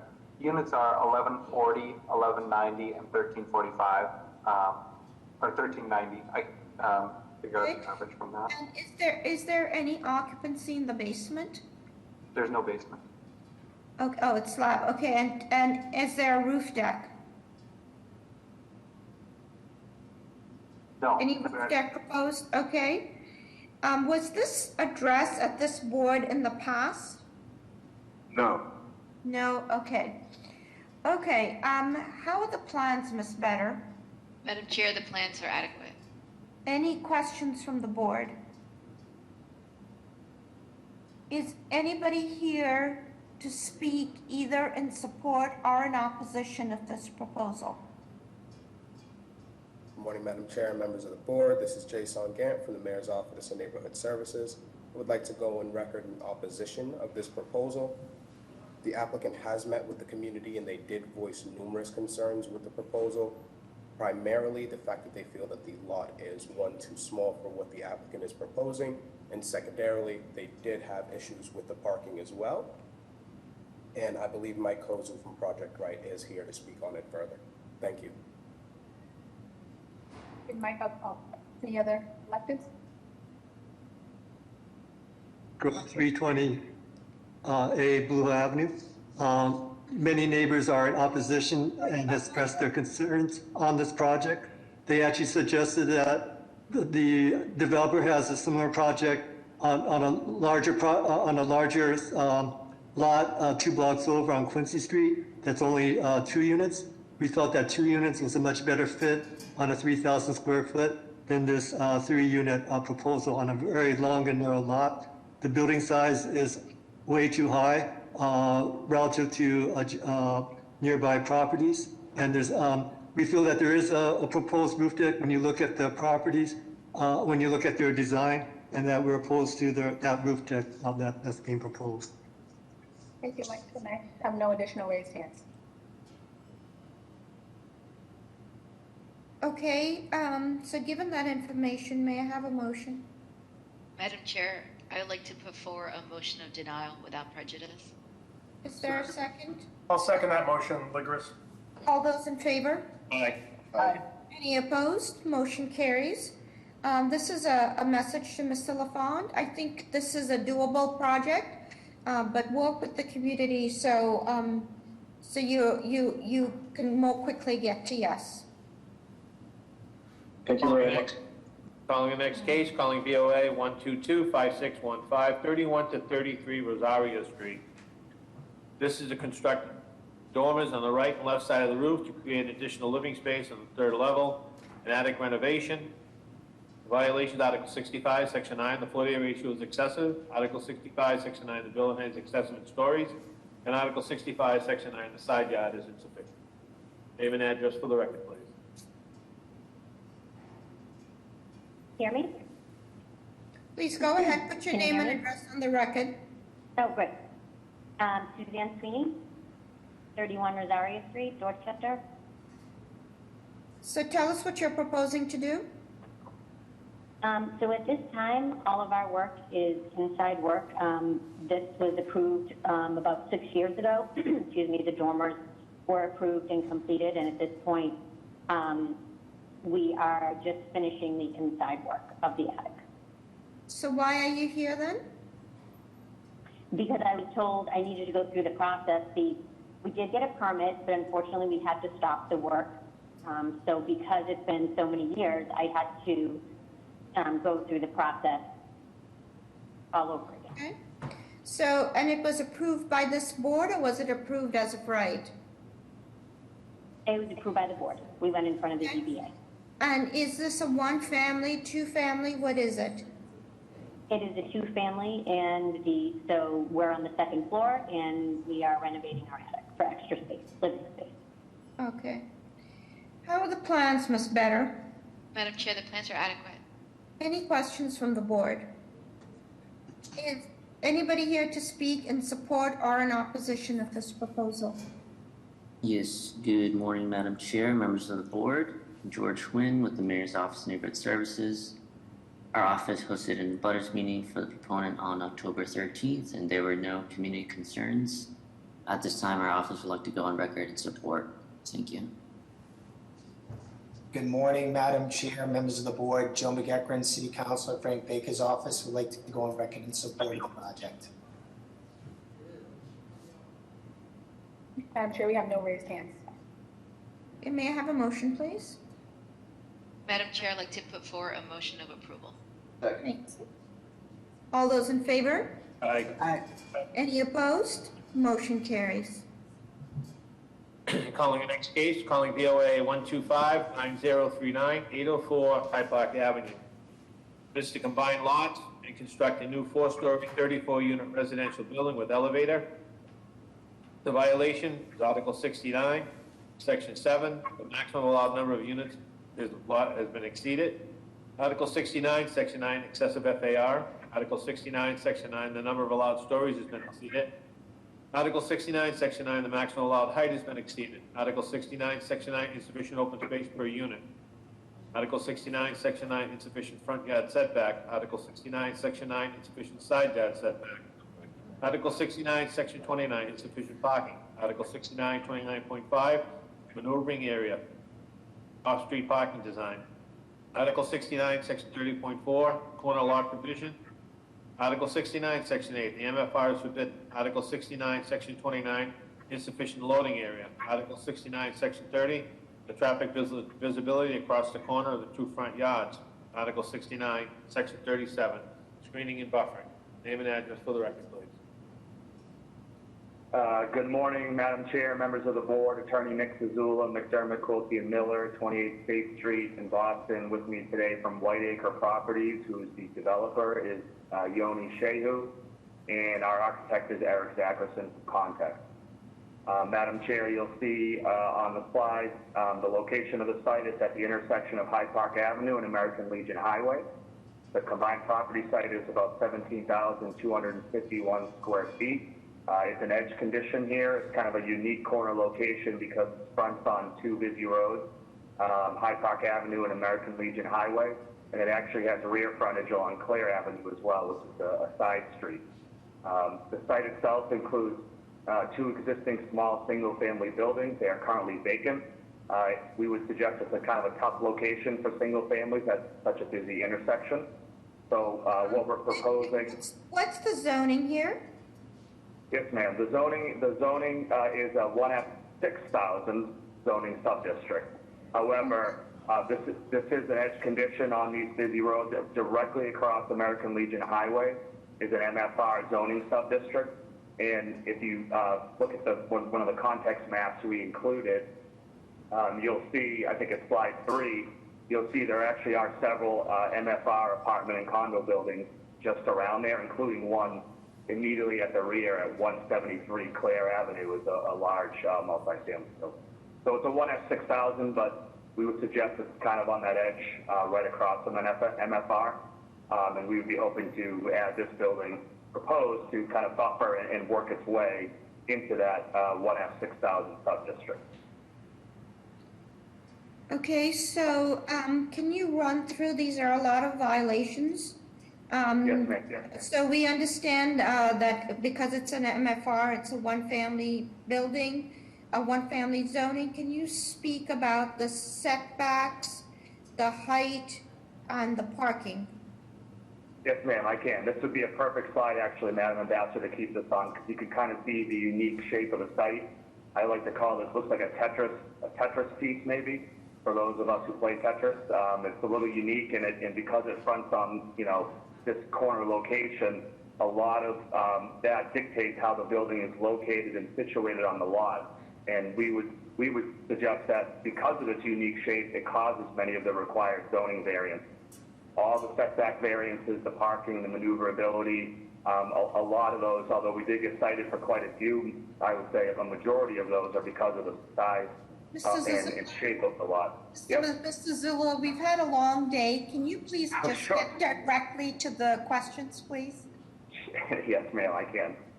So floor area ratio, what's required is a 0.5. We're proposing a 2.09, so just over a 2. That would be consistent with those other buildings that I talked about. The building height excessive is 35 feet, 3 stories is what's allowed.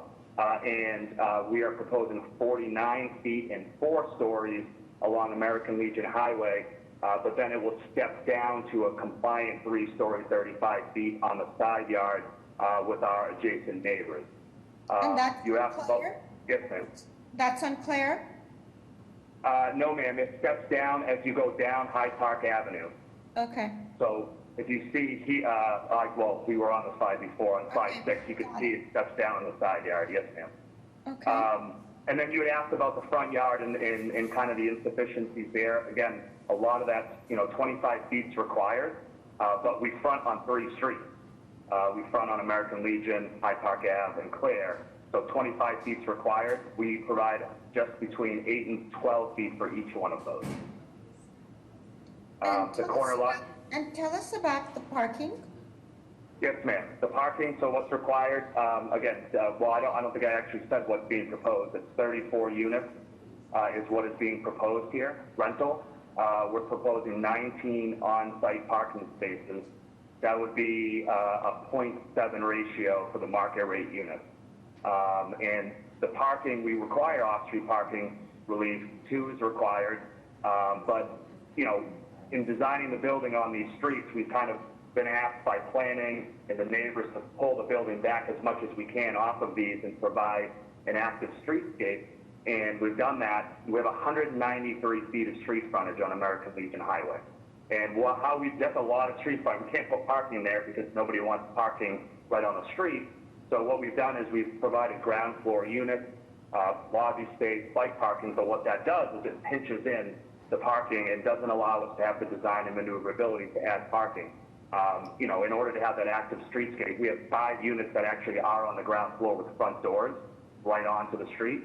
And we can't do that if we were to provide enough parking. So we kind of try to serve both there. Sorry, Yep. is there then it's 2 questions. Is there a roof deck? And then the second question is, can you give us a breakdown of the bedroom count, the square footage? And I think the third question is, how many of the units are going to be affordable? Yes, ma'am, I can answer all of those. I'll do it as quickly as I can. So yes, there is a roof deck, but it's not on the roof. It's kind of tucked in between the 3rd and the 4th story. So it's not necessarily towering over the street. It's, I think, 1,200 square feet. And we would look to program that specifically for the rental unit. You had asked about the unit mix. There are 44% of the 34 units are 2 and 3 bedrooms. There are 5 studios, and actually, Ms. Ambassador, if you could go to slide 5, this is all on there, so if I misspeak, it's on there as well, and it can be visually looked at on slide 5. 5 studios at 490 to 630 square feet, 14 one-beds at 630, 730 square feet, 10 2-beds at 855 to 955 square feet, and 5 3-beds at 1220 to 1250 square feet. And you can see in there are 7 total IDP units at 20.5% affordable. So we worked with District Councilor Arroyo and the Mayor's office to increase the affordable component here. 4 is what's required, and we're adding 3 additional units, which are both 2 and 3 beds. Okay, and so these are all rental. Is there any there's no home ownership opportunity here? No, there is not, Madam Chair. Rental building, based on the location, was what the developer was proposing. There are condo buildings as part of those bigger buildings around us. There are condo buildings right on this intersection. Okay. Existing. Okay, how are the plans, Ms. Vedder? Madam Chair, the plans are adequate. I did have a question regarding the width of the driveway. What's the width of the driveway? I believe, Eric, if you're on, I think we did bring it down to 12 feet, which is what the BPDA had asked us to do for this amount of parking and transportation. But Eric, is that correct?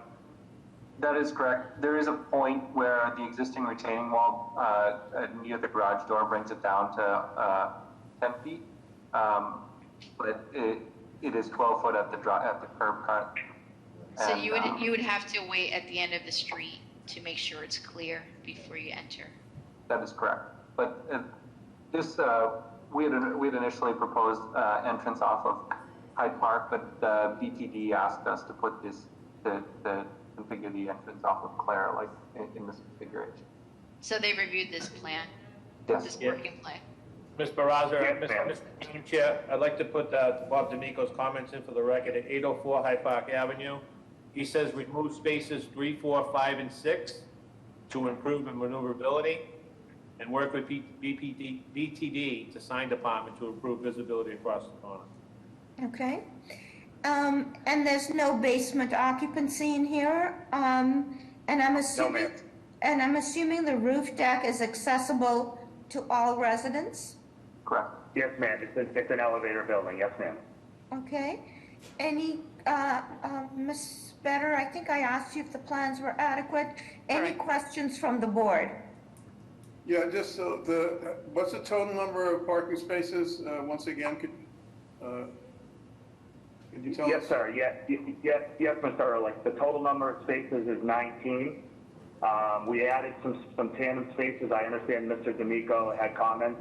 We added those tandem spaces in order to provide a few extra spaces Okay, so 19 is a total. If Bob D'Amico's comments are correct, that 3 or 4 of them don't really work, then we're talking about 15, 16 maybe, realistically. 16, yes, sir. Yes, sir, Mr. Ehrlich. This is an Article 80 small project, so we'd be able to talk that through. I was just asking for the numbers. It's not very many parking spaces for a project of this size, I would say. Have you thought about other systems to accommodate more parking in there? Yeah, we have, Madam Chair. I think because of there is a small grade change, I believe, Eric, we said we looked at that. It's about 5 feet. But, based on, getting down there from Clare Avenue, again, we were asked to not bring cars off of American Legion Highway and off of Hyde Park Ave just because of how busy it is. So that's why we're bringing these off the rear. The question is that there are other methods for storing vehicles other than everything being on grade. And have you thought about those methods? We have. I don't believe it's feasible based on the site, but Eric, I don't know if you want to make sure I don't speak incorrectly. Yeah, we talked about it, and we did not want to raise the first floor because height was such a concern from the neighbors initially, which is why we've come down to the 4-story solution that we have. So we were reluctant to raise the first floor enough to add stackers on that level. What about going underground? The site, despite its size, is not terribly long. We could lower the parking, but it's not wide enough to do kind of a circular ramp to ramp down. So if we lower this, we don't get another level, we just get a lower level as far as surface goes. So stacking is I mean, there are many occasions in which this board has approved projects without adequate parking because there's a proximity to, these are TOD developments, proximity to transportation. This is not one of those cases. There are bus lines on Hyde Park Avenue, American Legion, but they don't run very often, and I'm not sure if realistically if this could be called a TOD development. And BTD did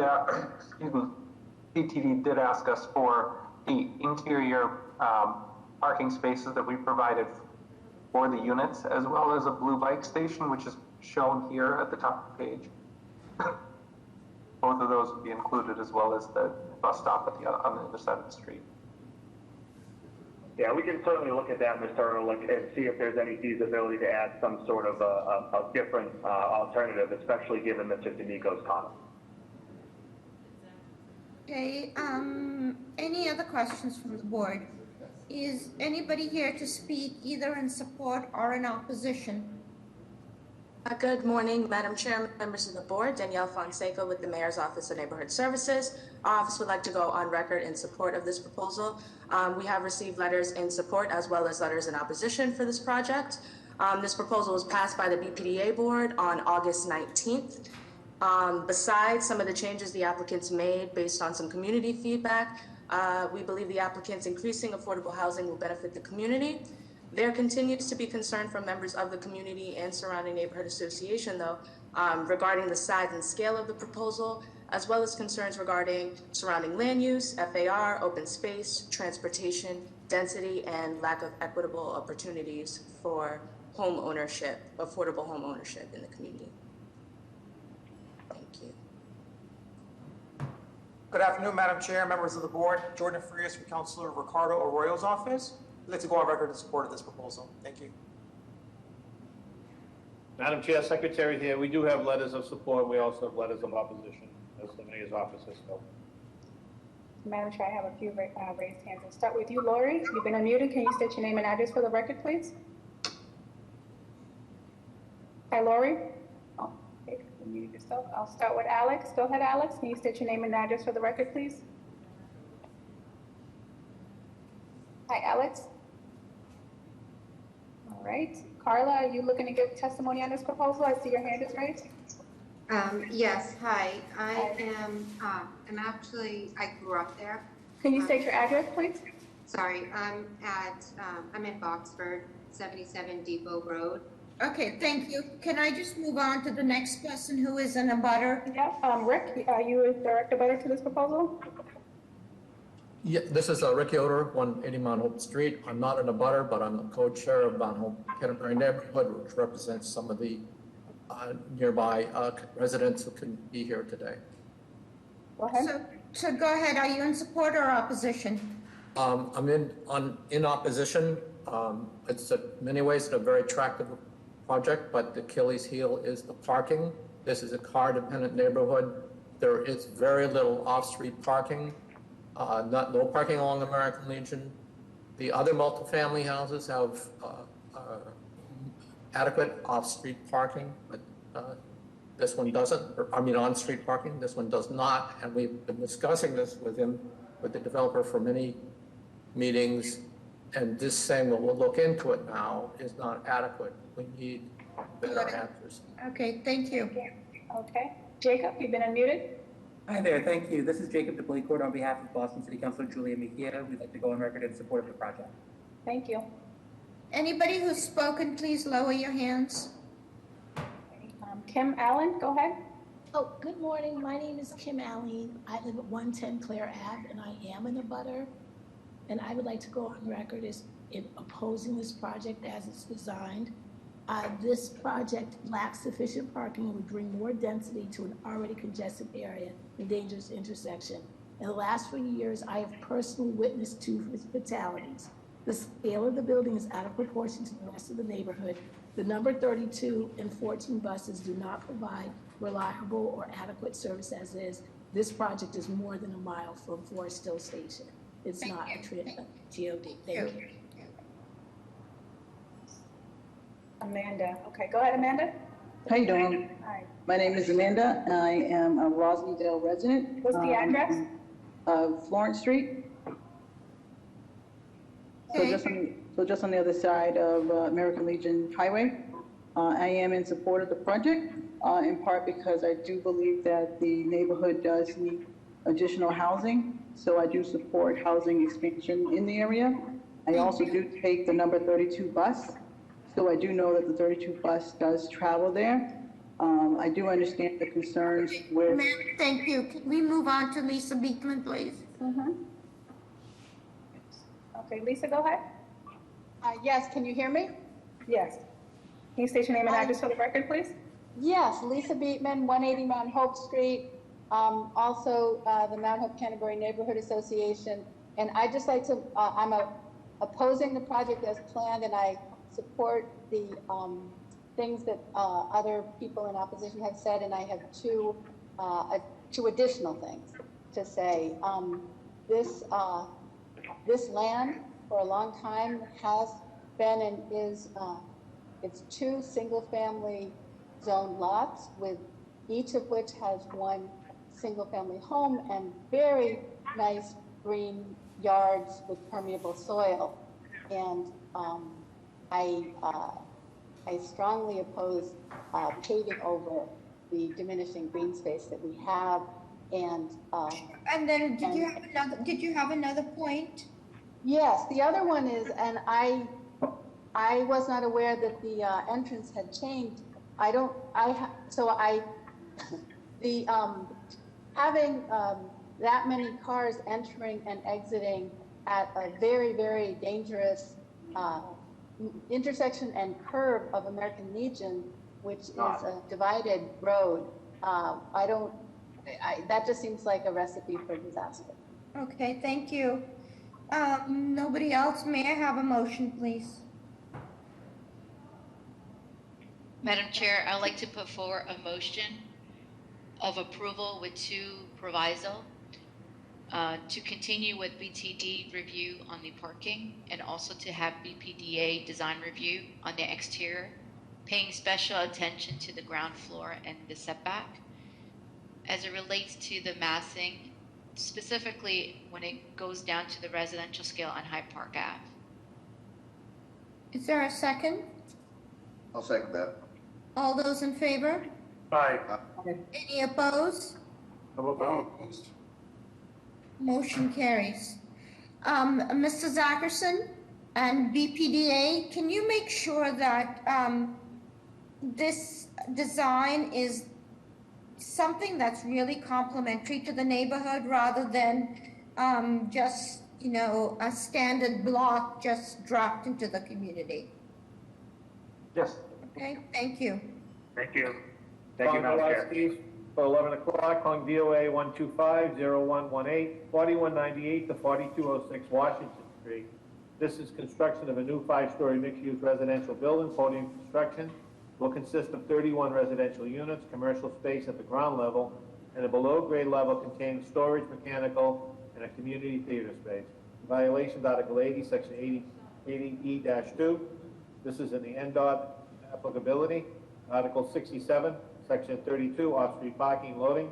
Article 67, Section 9, the floor-area ratio is excessive. Article 67, Section 9, the building has excessive in stories. Article 67, Section 9, the building has excessive in feet. And Article 67, Section 9, the rear yard is insufficient. Name and address for the record, please. Thank you. Good afternoon, Madam Chair, members of the board. My name is Johanna Schneider with the law firm of Hemingway and Barnes, 75 State Street, Boston. I'm here on behalf of Oros LLC and Arcs Urban, the developer. On the line with me are Benji Mall and Peter McCauley from the developer, and also Mike Delafave from Rody Architects. We're here today seeking zoning relief to replace an existing 7,900 square foot, 1-story retail building with an approximately 31,725 square foot mixed-use project. There will be 31 residential units. Can you hold on, Joanna? So it's a 7,900 square foot lot, and what's the proposed building size? The building that's on the lot right now, thank you, Madam Ambassador, the lot area is actually close to 9,000 square feet, as you hopefully can see from the presentation slide. The existing 1-story retail building that's on the site today that we're looking to replace is 7,900 square feet. The project that we're proposing is 31,725 square feet of mixed use. Did that answer your question, Madam Chair? Yes. Okay, I'll continue then. So I'm sorry, this is going to be a deconstruction and then a reconstruction? Yes, we are looking to replace the existing 1-story retail building with a 5-story mixed-use building. We are providing 31 rental residential units. 42% of them currently are committed to be affordable units, but the proponent is applying for subsidies to achieve 100% affordability of the units. We're also looking to provide 6,500 square feet of ground floor retail, which will be purpose-built so that the two long-standing local businesses who currently lease space at the site in the existing building can stay there, but in improved premises.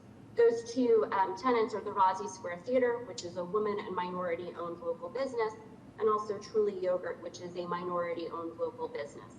And it's important to note that the rents for these two retail spaces will continue at their existing below market rates. In terms of unit mix, and Madam Ambassador, I think if you want to look at slide 2, this might help the board.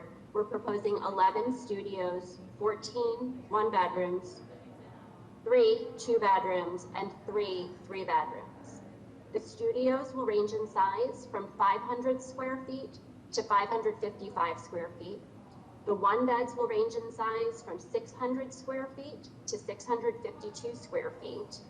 The two-beds will each be 795 square feet, and the three-beds will each be 1,083 square feet. With respect to parking, In order to provide a feasible project that provides this increased affordability and the subsidized ground floor retail space for these neighborhood businesses, the trade-off, and we know that we're going into this eyes open, is that the project will not be providing any parking on site. We think that given what this project is offering, this is appropriate. It's got a high percentage of affordability, and it's also proximate to public transit, including the Washington Street bus line, lane, and the Roslindale Village MBTA commuter rail station. This developer has a lot of experience doing affordable housing, and we also have a lot of data, including the MAPC's recent parking study. So we know that as affordability within residential projects increase, parking demand decreases. And this is consistent with the City Council's vote last month to amend the code. Sorry, I would just like to pick up on that. So if you go to a Boston Housing Authority project, a development, then the theory would be that the streets would be pretty empty of cars. And I don't know if that's true. If one ever scans the parking lot of any BHA development, they are not. They are pretty full all the time. So I just need to make sure that we had seen, I was just going to put it on the record right now, we had seen a project that was down the street that had also come in with no parking, and you know, it was denied by this board. And there's got to be some really compelling reason why a project should come in with absolutely zero parking.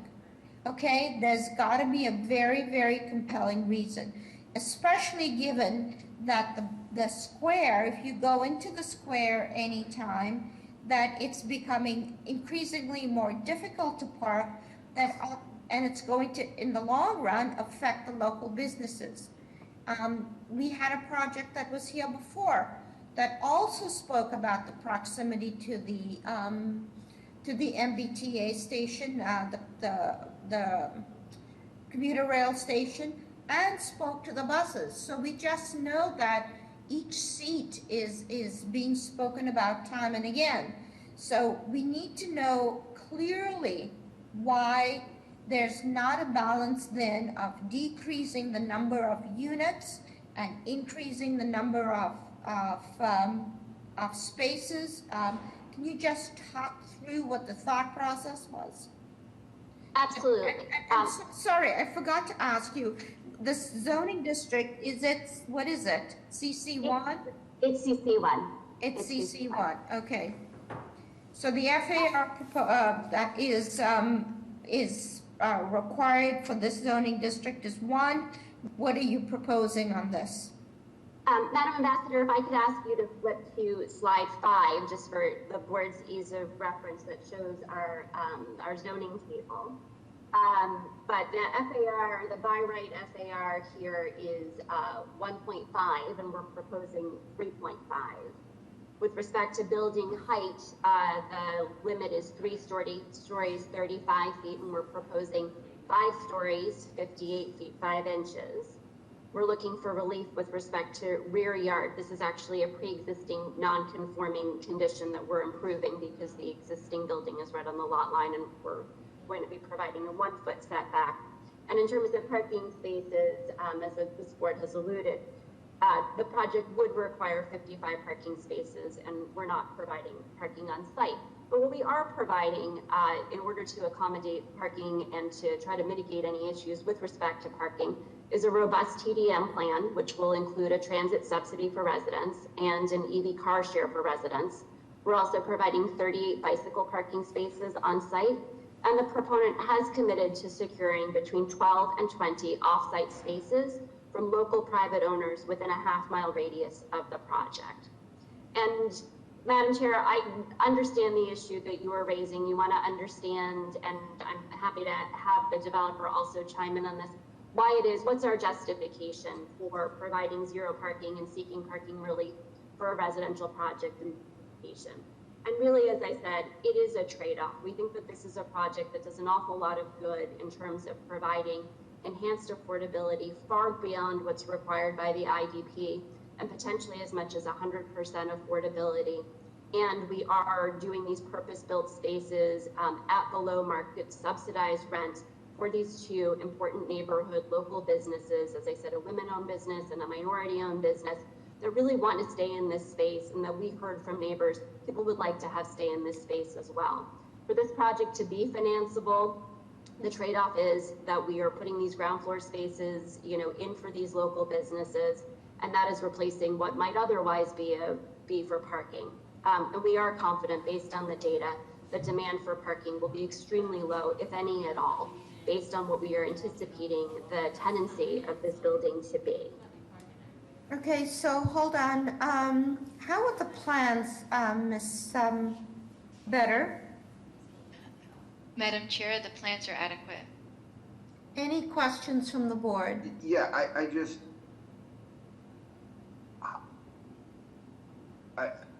how likely is the 100% affordable? I would love to speak to that. Benji Mull here from the development team, Arts Urban. We are in the process right now of submitting for additional subsidy for the project. Right now, it is permitted as 42% affordable, so it exceeds the IDP requirements, but the goal is to income restrict as many units as possible outside of a tax credit project. So we are very confident that we'll exceed 42%. Whether it gets up to 100%, we're unclear, but we anticipate that it will be well over 50% by the time this is said and done, as well as with deeper affordability. We have a track record of doing this across the city, pioneering new innovative capital structures. Tell us where else you've done this, where else your projects are located? Sure. The last project that we did was 233 Hancock in Dorchester. The Meeting House was a third affordable, a third market rate, and a third middle income. And we received, delivering in the middle of COVID, over 1,000 applications for the project. Our goal really is to create a breadth of income restricted units. So sorry, so 233 Hancock is your only project? That's the most recent project that delivered. The other project we did was 422 River Street, which is 100% income restricted. It was previously constructed by another developer. We bought the building and then converted it to affordable housing. Okay. Thank you. Hold on. So any questions from the board? I have a couple of questions.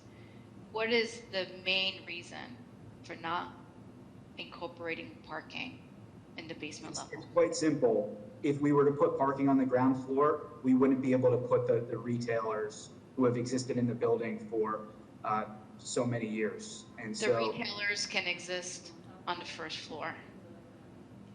The first floor and right, but we have the below the theater. The theater can exist very similar to Brookline Puppet Theater.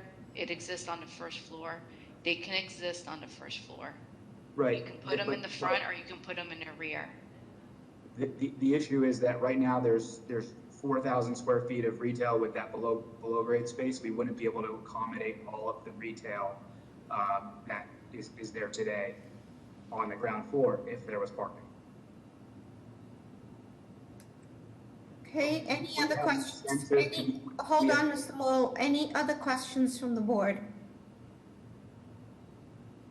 Is anybody here to speak in support or in opposition? I want to hear from people who are abutters or who live in the square. We've seen all the letters, both in support and in opposition, and I know there is a lot of interest in the theater from people far and wide, but I would like to hear from abutters who would need to deal with the impacts of any construction or any occupancy on a daily basis. So anybody who is on the call with raised hands, please lower your hands if you're not in project proximity. Good afternoon, Madam Chair, members of the board. If I may, first, before we go to public comments and questions, for the record, Ashlyn Kerr, Senior Project Manager with the Boston Planning and Development Agency. We're pleased to offer our support this afternoon for the proposed 4198-4206 block. Because I noticed that it has gone through small project review, Article 80, so I would assume that the BPDA is in support. May I hear from elected officials or representatives of elected officials? Good morning, Madam Chair, members of the board. Is Ujula Nochi from Neighborhood Services again. We would like to go on record and support this project as well. Good afternoon, Madam Chair, members of the board. Jordan Frias from Councilor Ricardo Arroyo's office. I'd like to go on record in support of this proposal. Thank you. And Madam Chair, Madam Chair, Secretary here. Sorry, Jessica. No, go ahead. Madam Chair, Secretary here. We do have letters of opposition. We do have letters of support as well. Thank you. I have raised hands here. I'll start with Linda. Are you looking to give testimony on this proposal? Yes, I live on Marysville Road, around the corner from the elementary school. It's a residential area, and because of shoppers to the centers, teacher parking from the elementary school, visitors to residents who live here, and closings of part of the road due to street cleaning, parking here is really crazy at times. It really concerns me that there's no parking garage proposed for this very large building with a lot of tenants. I want to have buildings in our neighborhood built on a smaller height. I want affordable housing. This building the architecture is awful. It looks like a cheap building. It's too tall and there's no parking. So Thank you. Can I ask everybody, after you speak, please lower your hand. And you heard what the first caller just said. Please give us your address, your name and address, and give us new information. Okay? Thank you. Okay. Jacob, go ahead. You've been unmuted. Hi there. Good afternoon. Jacob DeBlakewood from Boston City Councilor Julia Mejia's office. We'd like to go on record in support of this project. Thank you. Thank you. Mary, you've been unmuted. Hi, this is Michael Moniz. We live at 35 Lindahl Street in Roslindale, and we object to this project because of the fact that the no parking is going to drive people looking for spots into our neighborhood, which is already overwhelmed because of the child summer school, the teachers parking, the parent parking, blocking driveways, parking in people's driveways. You cannot get down Basile Street or Lindahl Street at 9:30 in the morning or 4 o'clock in the afternoon. It's an unsafe situation, and this will only add parking and traffic to the chaos. And we've not heard anything from the Boston Transportation regarding this study. Thank you. May I have the next caller, please, Ms. Ambassador? Judith, you've been unmuted. Hi, I'm Judy Kummerer, 117 Florence Street. I'm a block and a half away from the project, and it is almost impossible to get out of my house during the time that school is in session because of the excessive parking congestion, and that's a block and a half away.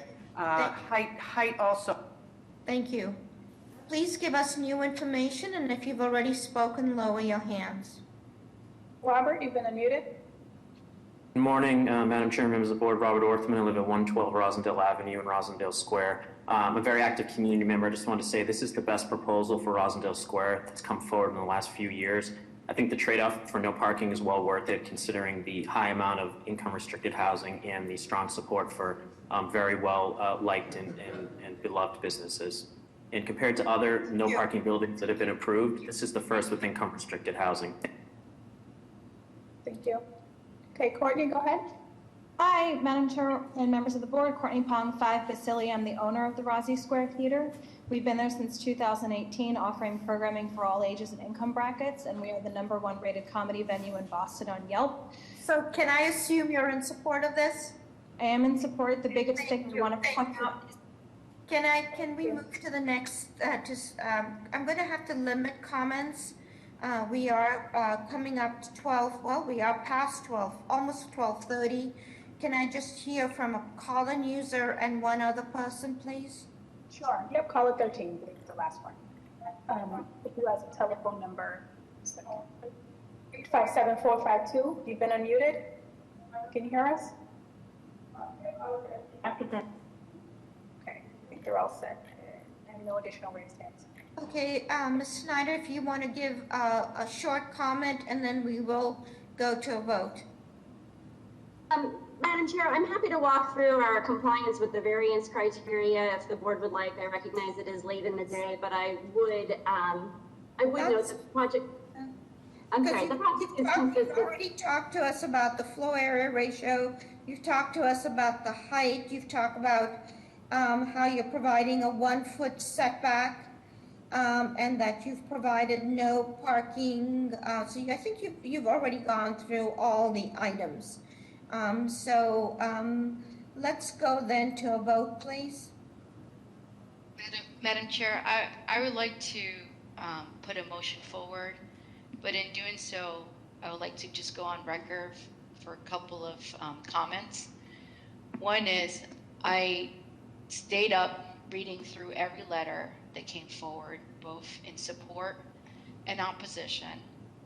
There were many owners in the square that were Black, Latin owned, that were in opposition, and there were also minority owned businesses that were in support of the project. The building, as one already commented, has great features, great design. I think it's a great proposal for the square. The difficulties are what a lot of business owners are being afraid in terms of the potentials of gentrification and not being able to stay small and local in Rosendale Square. As I reviewed all of the support and opposition, I can't come to terms with a project not even offering 0.3 parking to the square. I'm thinking of the 6 units that are 2 bedrooms and 3 bedrooms, which are potential family units. And it's absurd to imagine that a parent doesn't need a car to take their kid to daycare or out of daycare. So this is an issue of equity and also precedent for the square. And I would like to put a motion forward for approval with a proviso to provide parking on the basement level. And I applaud the developer for working with Rosendale Square Theater, who has provided great programming for the square, and for ensuring that Delicious Yogurt would be here to last for longevity. That is my motion. So the motion is for approval with design review.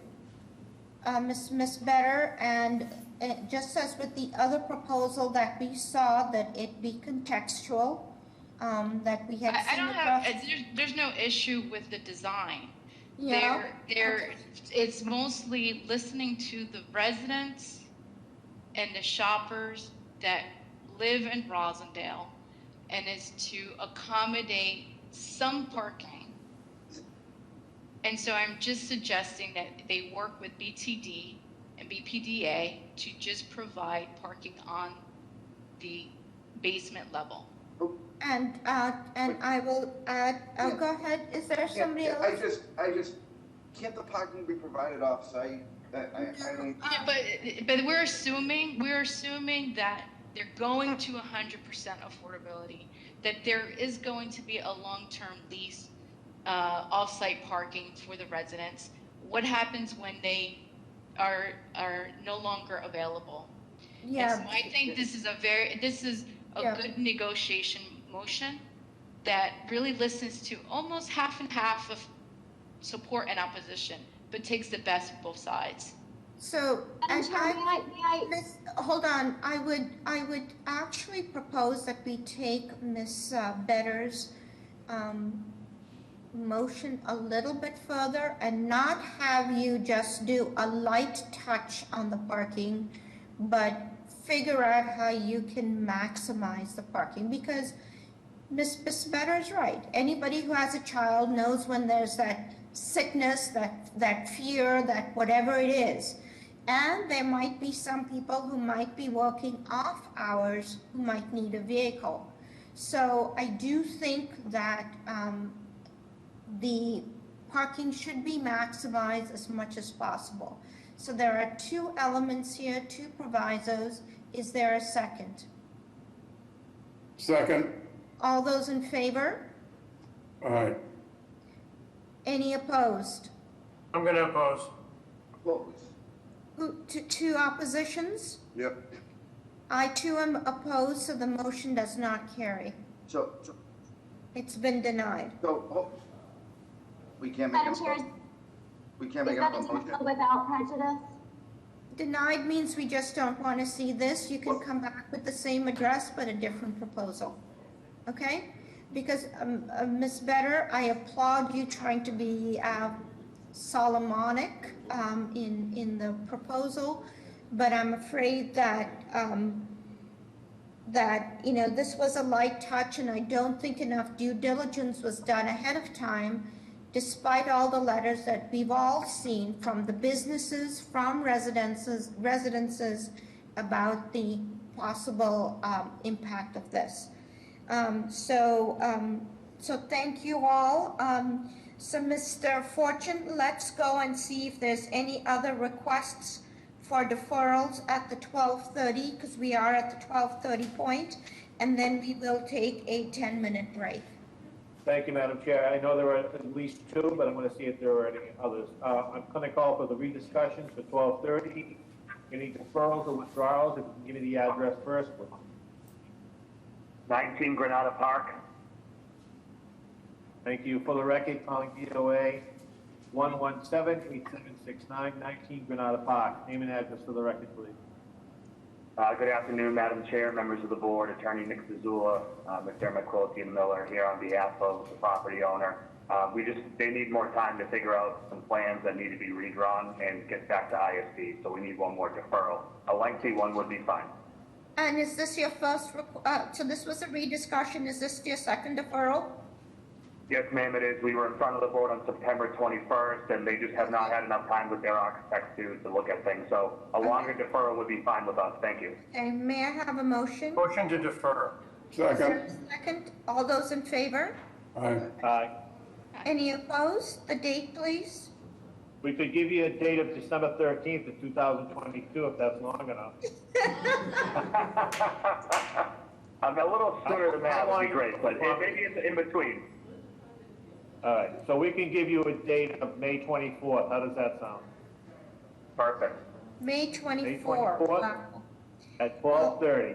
Can't believe we're talking about May 24th. Okay. Thank you. Are there any other deferrals or withdrawals for 12:30? Address first, please. Vernon, I'm sorry? there's someone who would like to be unmuted. Vernon, are you looking to defer your case? I have a withdrawal for 191 Commonwealth Avenue. Okay, hold on 2 seconds, sir. You're not deferring, you're withdrawing? Correct. Okay, for the record, calling BOA 1100765, 191 Commonwealth Avenue.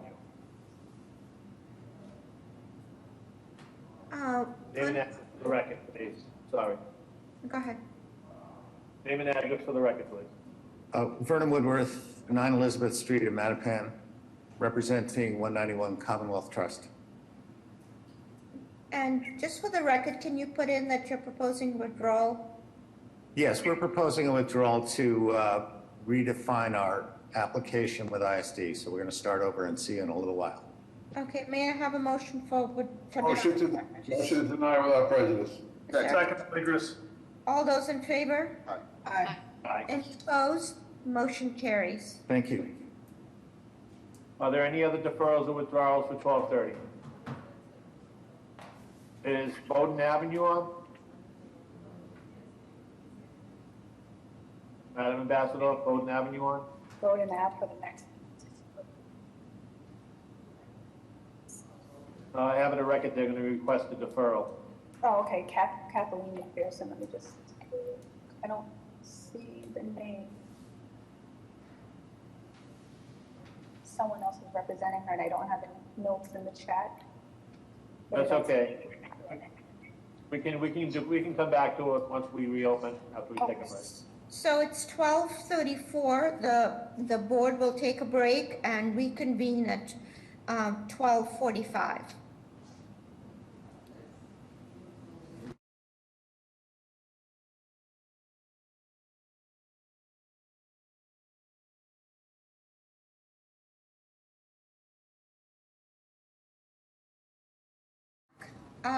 Mr. Fortune? Thank you, Madam Chair. I'm going to call the first two cases for rediscussion. Case BOA 1226834, 7 Columbus Square. There's a companion case for building code BOA 1226846, 7 Columbus Square. This is extend the rear addition from 5'9" to 10 feet, and convert a large storage room on garden level to a bedroom with egress window. Violations Article 32, Section 32-4. This is a G card.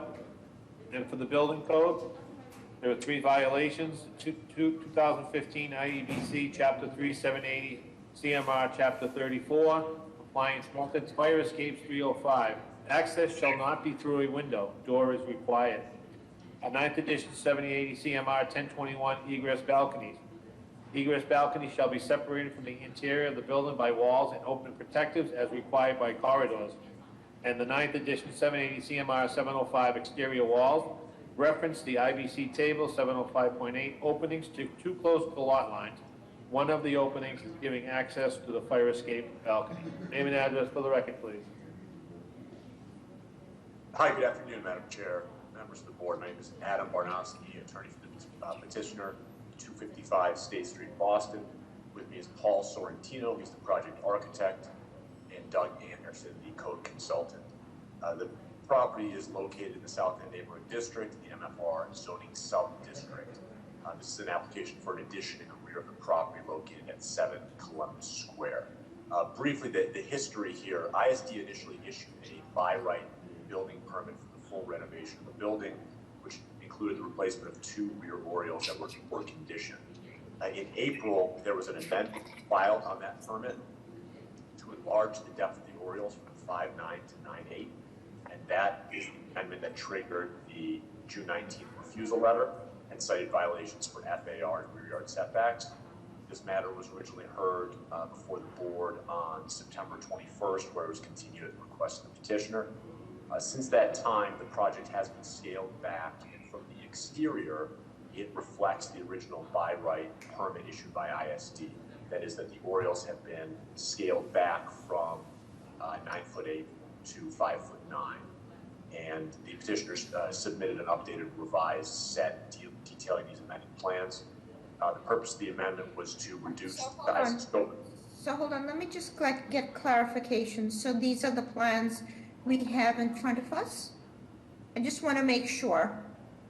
You should have a revised set of plans dated November 4th, 2021. Okay. Let's see.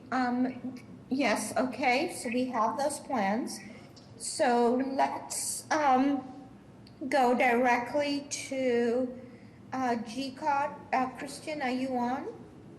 Yes, Madam Chair, members of the board, Christian Simonelli, Boston Groundwater Trust, and we have both the Boston Water and Sewer and no harm letters. Madam Chair, we also have those letters. Okay, thank you. So may I have a motion for approval of the GCOT? So moved.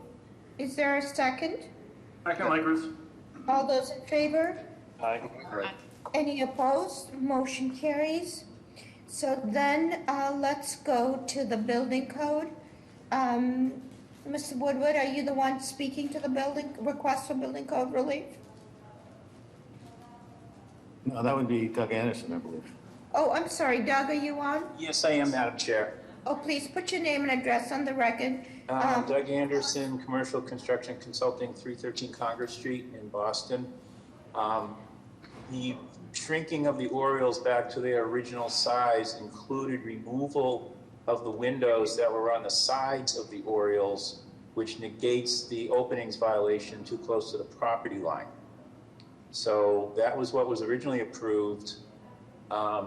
Revised plans removed those windows on the sides, as you can see. I don't know if you got the most recent revision of the plans, but those windows are gone, which eliminates the 705, table 705.8 violation. In addition, the egress concern, you see the connecting balcony on the left side, the third floor on the left side going over to 6 Columbus Square. This particular floor, also that balcony continues over to 5 Columbus Square. So 5 and 6 share this balcony, and access from 7 is no longer required. So that egress issue expressed in the refusal letter also goes away, and so also does the access by the windows. So in essence, the shrinking back of the Oriels and removal of those side windows negates all of the building code citations in the refusal letter. All of them, including, okay, so then you do not need the relief, so may I have a motion for denial? Motion to deny building code relief. Second. All those in favor? Aye. Any opposed? Motion carries. So you're all set. Good luck. Thank you, Madam Thank you. Chair.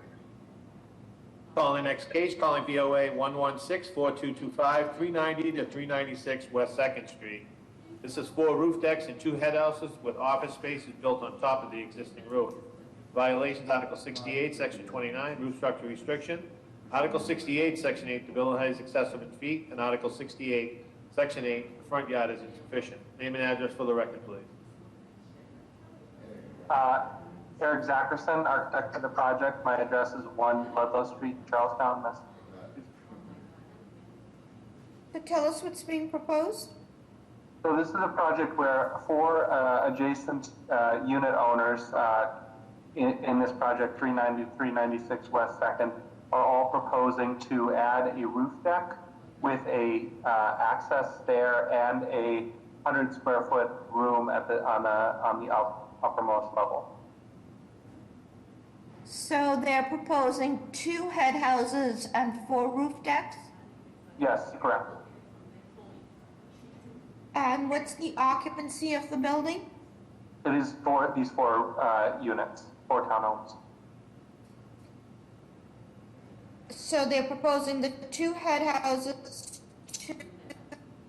2 roof decks, and in essence, I suppose that the violation or the intent, the purpose here is that those head houses act as offices?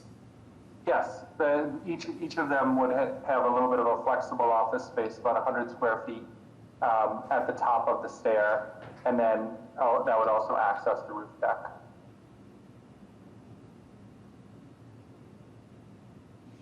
I think this slide is actually very helpful. The upper left is okay. What's being proposed to be added.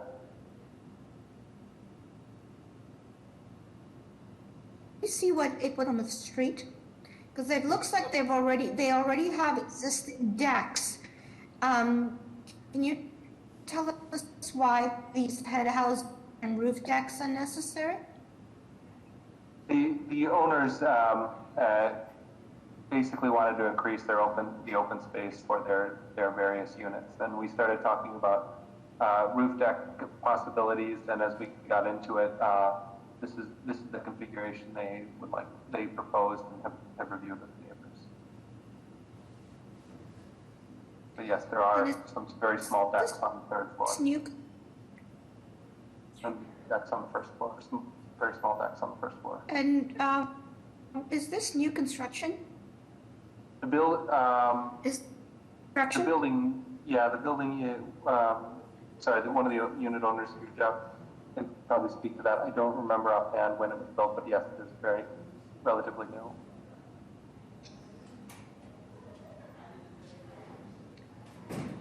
Yeah. This building is existing. It's not new construction. It's a newer project. It's an existing building, yes, but the building was built fairly recently. I don't, off the top of my head, remember. Mr. Bloom, can you just see what the issue is behind this? Because, and if there were any restrictions when the push through? Now the plans, Ms. Benner. Madam Chair, the plans are adequate. Any questions? Yeah, from the board? I'm a little confused. There are roof decks there now? There's small decks on the third floor and a kind of little terrace. I guess it's on the fourth floor if you count the parking as the first floor. But there are no roof decks on the top of the building. Just to be clear, those are rear decks, correct? Correct. Okay, how is the roof currently accessed? It's not. It's not.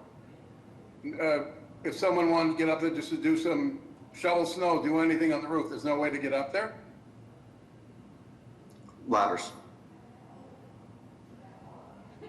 Okay. If I could get some clarity, so these are 4 adjacent townhouses. Are these 100 square feet allocated in each of these head houses per unit, or 50 square feet per unit? 100 per unit. Yes, 400 square feet total being added. Correct. And well, actually, the 100 is a net number, so it's a little larger than that when you consider the exterior wall. So basically, Mrs. Ackerson, sorry, so each head house is 100 square feet, so each office will be 50 square feet? No, each office would be 100 square feet, so each head house is 200 net square feet plus gross, so around 220 square feet. So 440, give or take, for the total. Are you adding plumbing to that, to these head houses? Yes, the intention would be that 2 of them would have kitchenettes adjacent to their, as part of their roof deck.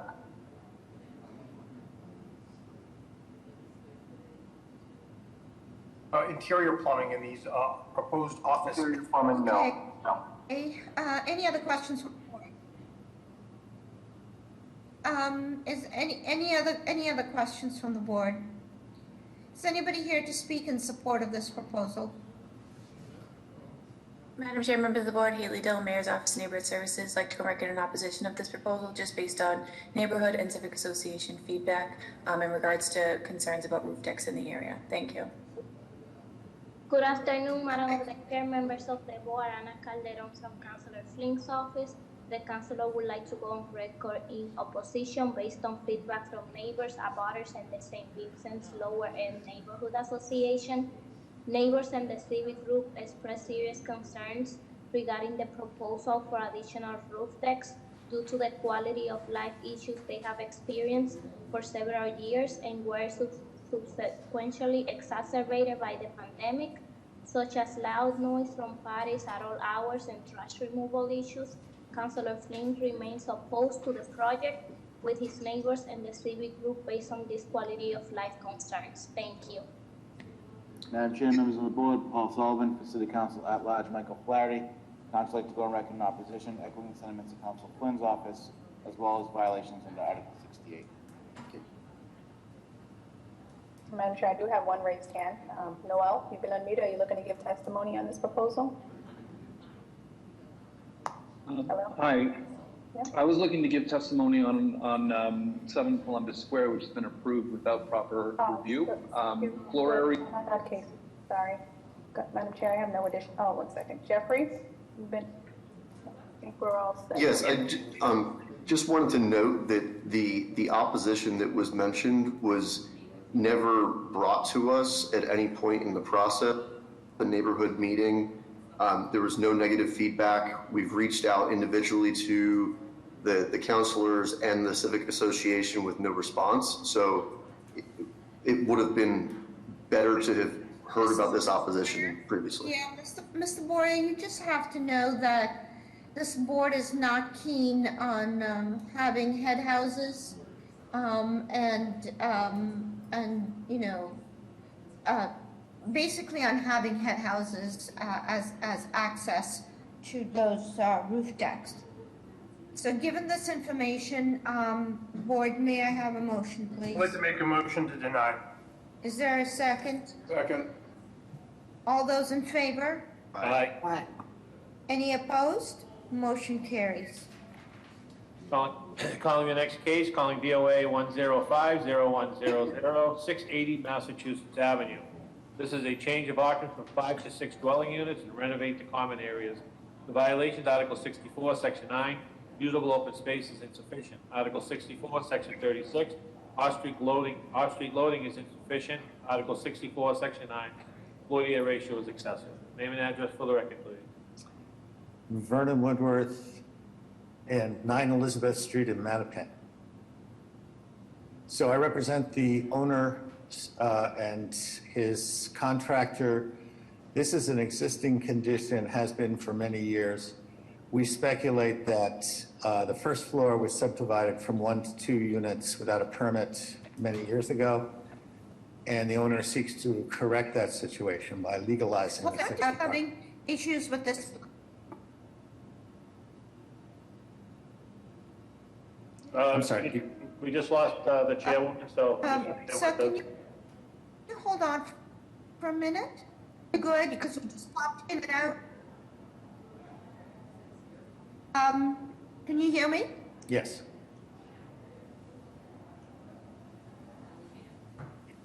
Can you hear me? Yes, Christine. You keep on freezing. Okay, so I'm going to log off and log back in again, okay? So give me a minute. Christine, it seems like you're back now. Oh, am I? Okay. Because I was, you guys popping in and out too. Okay, so please go ahead. So put your name and address on the record. Vernon Woodworth, 9 Elizabeth Street in Mattapan, representing the owner and Stephen Schuman, who maintains the property. The 6th unit was likely added illegally many decades ago. This is an existing condition and has been for many years. The owner simply wishes to renovate and legalize that 6th dwelling unit. And we've held neighborhood meetings with no opposition and look forward to your... So, Mr. Woodward, sorry, go ahead, Mr. Woodward. Can you tell us what the floor to ceiling height is, if utilities are separate? Just talk to us what the floor to sill height is so we can just understand what about that basement space. Yeah, Madam Chair, the building was built in the 1800s with 9-foot ceiling heights on the lower floors and 8-foot ceiling heights on the upper floors. And it does have all separate utilities at this point and separate unit numbers and addresses. So it's been recognized as a 6-unit building by the tax assessor as well for many years.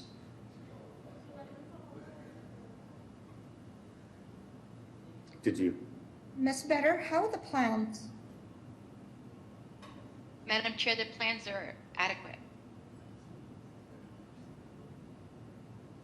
Any questions from the board? Mr. Ehrlich? Mr. Ehrlich, any questions? Nope. Yep, okay. No. Is anybody here to speak either in support or in opposition of this proposal? Hi, yes. Good afternoon, Madam Chair, members of the board. Kim Crucioli from the Mayor's Office of Neighborhood Services. The Mayor's Office would like to go on record in support of this proposal. Thank you.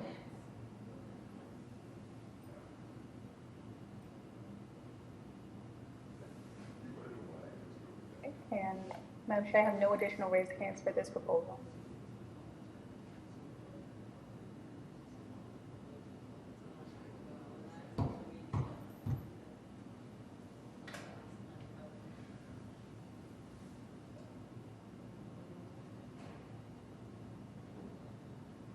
Seems like... Madam Chair, did we lose you there? I could not hear you. May I have a motion, please? Madam Chair, I'd like to put forward a motion of approval. Second. Is there a second? All those in favor? Aye. Aye. Any opposed?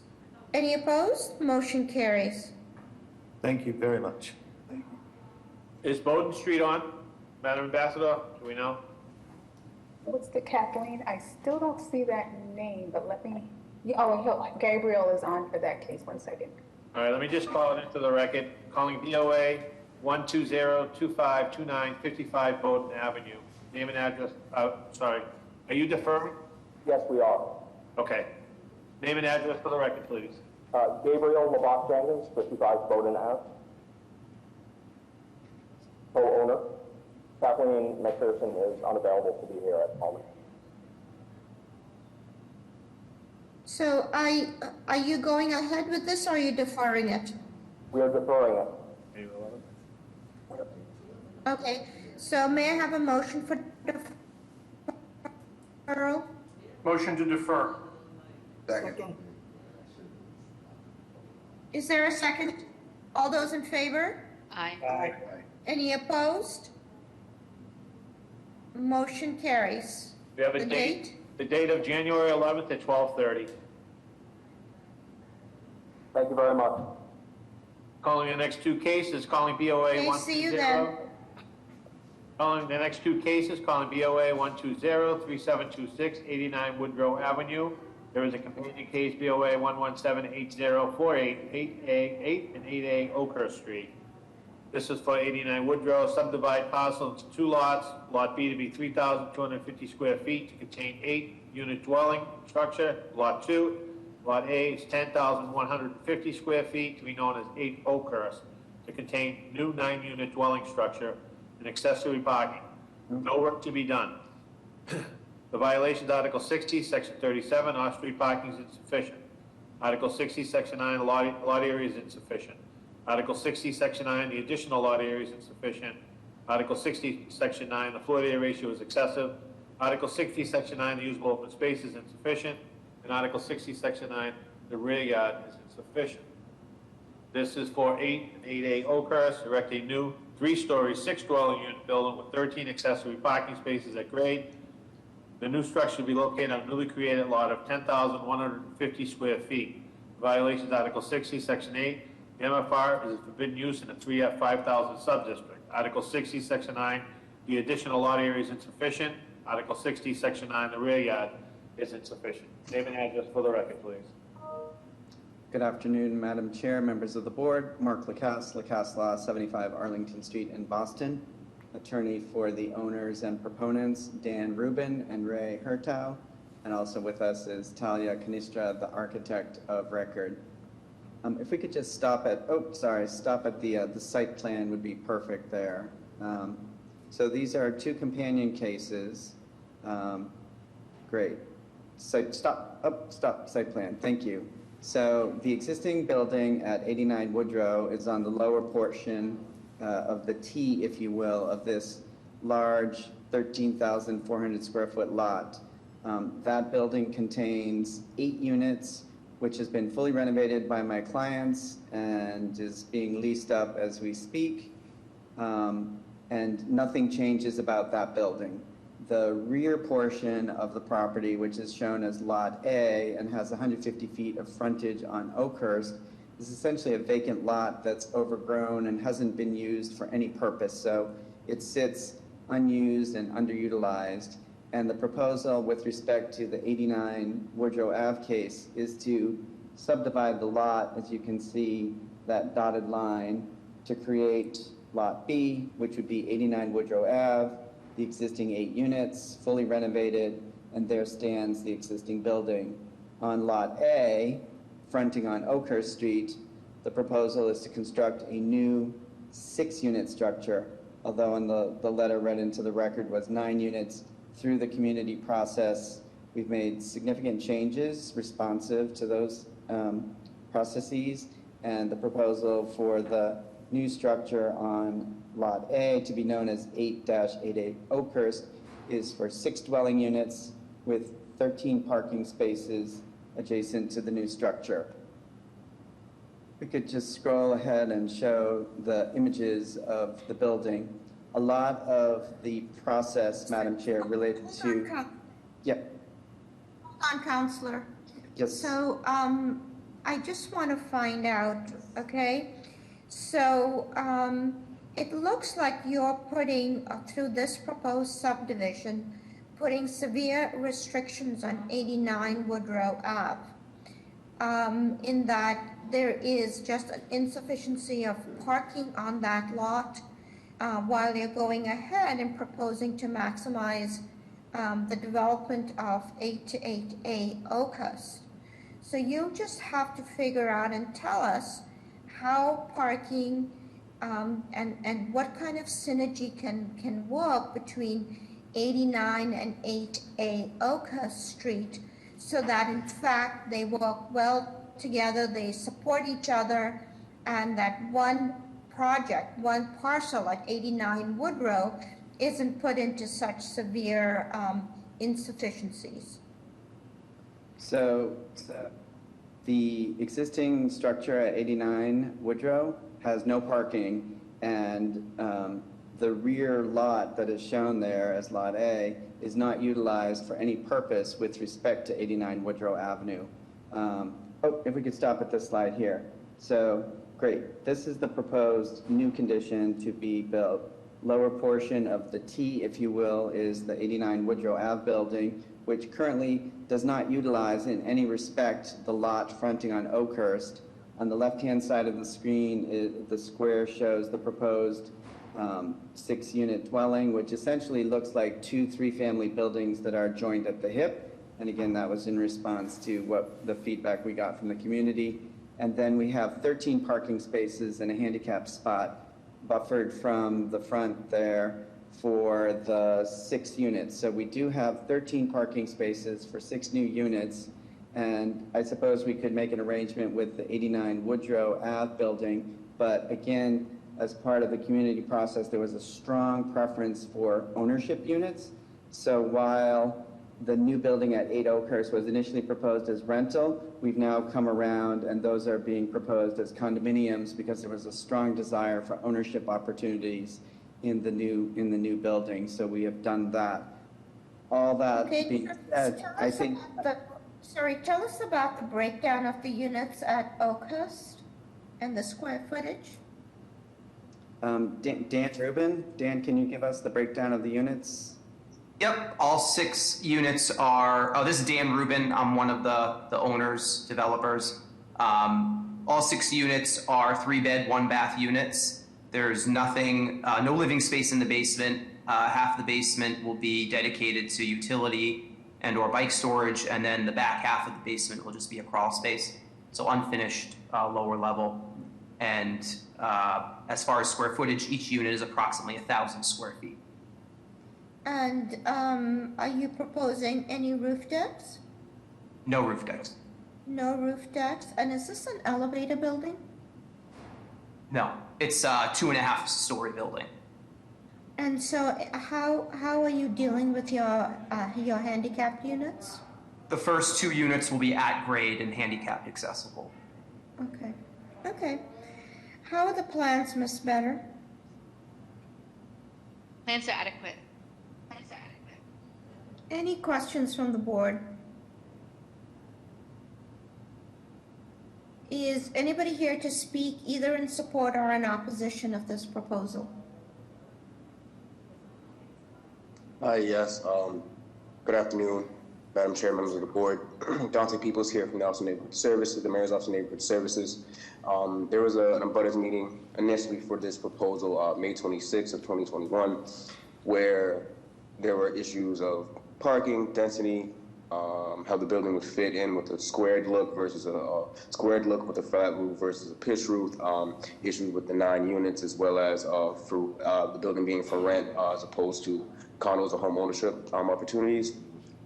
Through numerous community meetings with the Woodrow Ave Neighborhood Association and communication with ongoing communication with abutters as well as neighbors. Some of the information has changed as the proponent has explained. Then there was a second abutters meeting held on November 11th where all these ongoing issues and questions were addressed by a new plan, the proposal being proposed to the community with a pitched roof down to 6 units from 9 units, as well as going from rental units to offering home ownership opportunities for with units for sale, as well as a letter of support from the Woodrow Ave Neighborhood Association being sent to our office. So at this time, we would like to go on record in support of this proposal. Thank you. Good afternoon, Madam Chair, members of the board. Dustin Gardner on behalf of City Councilor Andrea Campbell's office. We would also like to commend the development team on their extensive community process and modifying the project to meet the concerns of the neighbors, and also like to go on record in support. Madam Chair, I have no raised hands. May I have a motion, please? Madam Chair, I would like to put for a motion of approval with BTD design review in terms of the amount of parking and open space, and BPDA design review. Okay. All those in favor?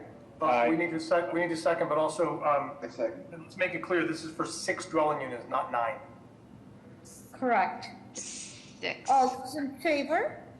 Aye. Aye. Any opposed? Motion carries. Thank you. Thank you. Calling the next case, calling BOA 119-4538-74 Birch Street.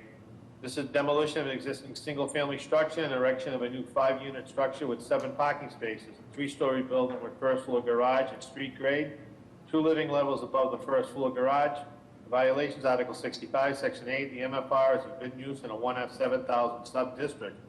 Article 65, Section 9, the lot area is insufficient. Article 65, Section 9, the floor area ratio is excessive. Article 65, Section 9, the building height is excessive in stories. Article 65, Section 9, the building height is excessive in feet. Article 65, Section 9, the front yard is insufficient. Article 65, Section 9, the side yard is insufficient. And Article 65, Section 9, the rear yard is insufficient. Name and address for the record, please. Good afternoon, Madam Chair, members of the board. Mark Lacasse Law, 75 Arlington Street in Boston. I represent the project proponent Harrison Bonner, and I incorrectly attributed the architect Talia Canistra in the last case, but Talia is the architect of record in this case and is on the Zoom as well. Councillor, tell us why you were deferred the last time. We were deferred because we were continuing to make revisions to the proposal as we continue to work with the community. And the plan before you is a product of substantial changes that have been made since this process commenced about a year ago. And we believe that we have fully incorporated all of the feedback that we got from the community during the review process. I'd be happy to let Yes, can you please talk through it? Is it still proposed as a 5-unit structure with 7 spaces? It is now a 4-unit structure with 6 parking spaces. 3-story building with first floor garage at street grade and 2 living levels above the first floor. So it's 4 units. Can you speak through the violations? What is this? So this is a 1F 7,000. How large is the lot? The lot size is 5,338 square feet, and the proposal is to raise the existing structure and to construct the new building as shown on the plans and the elevation that you saw. Okay, and tell us, these look like, are they 2 bedrooms? Talia or Harrison, can you speak to the unit sizes and the bedroom count, please? Yes, this is Harrison Bonner of 18 Station Street, Quincy, Massachusetts, co-owner of the property at 74 Birch Street. The unit mix is 2 2-bedroom units and 2 3-bedroom units on floors 2 and 3. Roof deck being proposed or not? Yes, there's currently a roof deck proposed with a head house as well as a parapet for mechanical condensers on the top floor. But from the front elevation, it looks as if one half of the building is just slightly taller than the other half, and gives it kind of an architectural detail that Talia may want to speak of, but gives it the appearance of two And who would have access to the roof deck? all units would have access to the roof deck.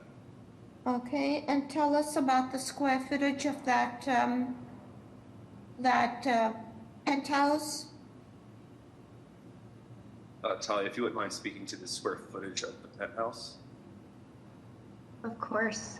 For the record, my name is Talia Canistro with Port One Design. I'm the project architect. The rooftop and head house is approximately 600 square feet. And Talia, can you explain how the parapet at the front sort of screens that from view? And Ambassador, if we could go to the first slide that shows the rendering of the building from the front, the colored photograph, the colored rendering. Yeah, here. And Talia, speak to how this So we just want to make sure that everybody understands that this board is not keen on large head houses / penthouses, especially ones that are this size. So I'll just put that on the record. If you can speak to the building height and also to your rear yard. So the building height maximum in this subdistrict is 35. And with the top of the building there in the front screening the proposed mechanical head house and other access points for the roof deck, it's 41. I'm sorry, the other question was rear yard? The rear yard? The rear yard, yes. The required is 50 and proposed is 12. Oh, that's a big difference. Because this is only a 5,000 square foot lot, okay? Tell us how parking is proposed to work. We could go to the slide showing that. Oh, sorry, the one right after right here. This is the proposed garage with the door fronting on Burt Street. And there are 6 spaces as shown on the floor plan on the screen for the 4 units. Okay. How are the plans, Ms. Better? Madam Chair, the plans are adequate. Any questions from the board? Yeah, I have a couple questions. Could you please go back to that rendering, the first slide?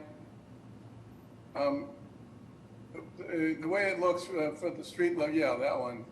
The elevation of the right side is larger because you said that's the parapet that's hiding the mechanical equipment. That explains that difference in height. However, on the left side, you've got a head house and a building storage area and a roof deck. And is this rendering meant to imply that that be completely invisible from the street, or it just doesn't include it? I can speak to that. So the massing that's on the left-hand side where the garage door for vehicular entry is, that elevation on the roof is just about a foot above the roof level. Where the roof height is raised up on the right-hand side of the massing, that's actually where the head house and the mechanical parapets are. So that height difference illustrated there is where those programmatic elements are. I thought from the plan view of the roof that the head house is on the left side. So if you look at the plans, Burt Street is actually at the top of the page. So if you're standing, you can actually, yeah, this is perfect, just one of these floor plans. Burt Street is at the top of the page. So if you were to stand on the street and look back at the building, your head house and your mechanical parapet are on the right. Oh, okay. I didn't realize that Burt was at the top of the, okay. Okay.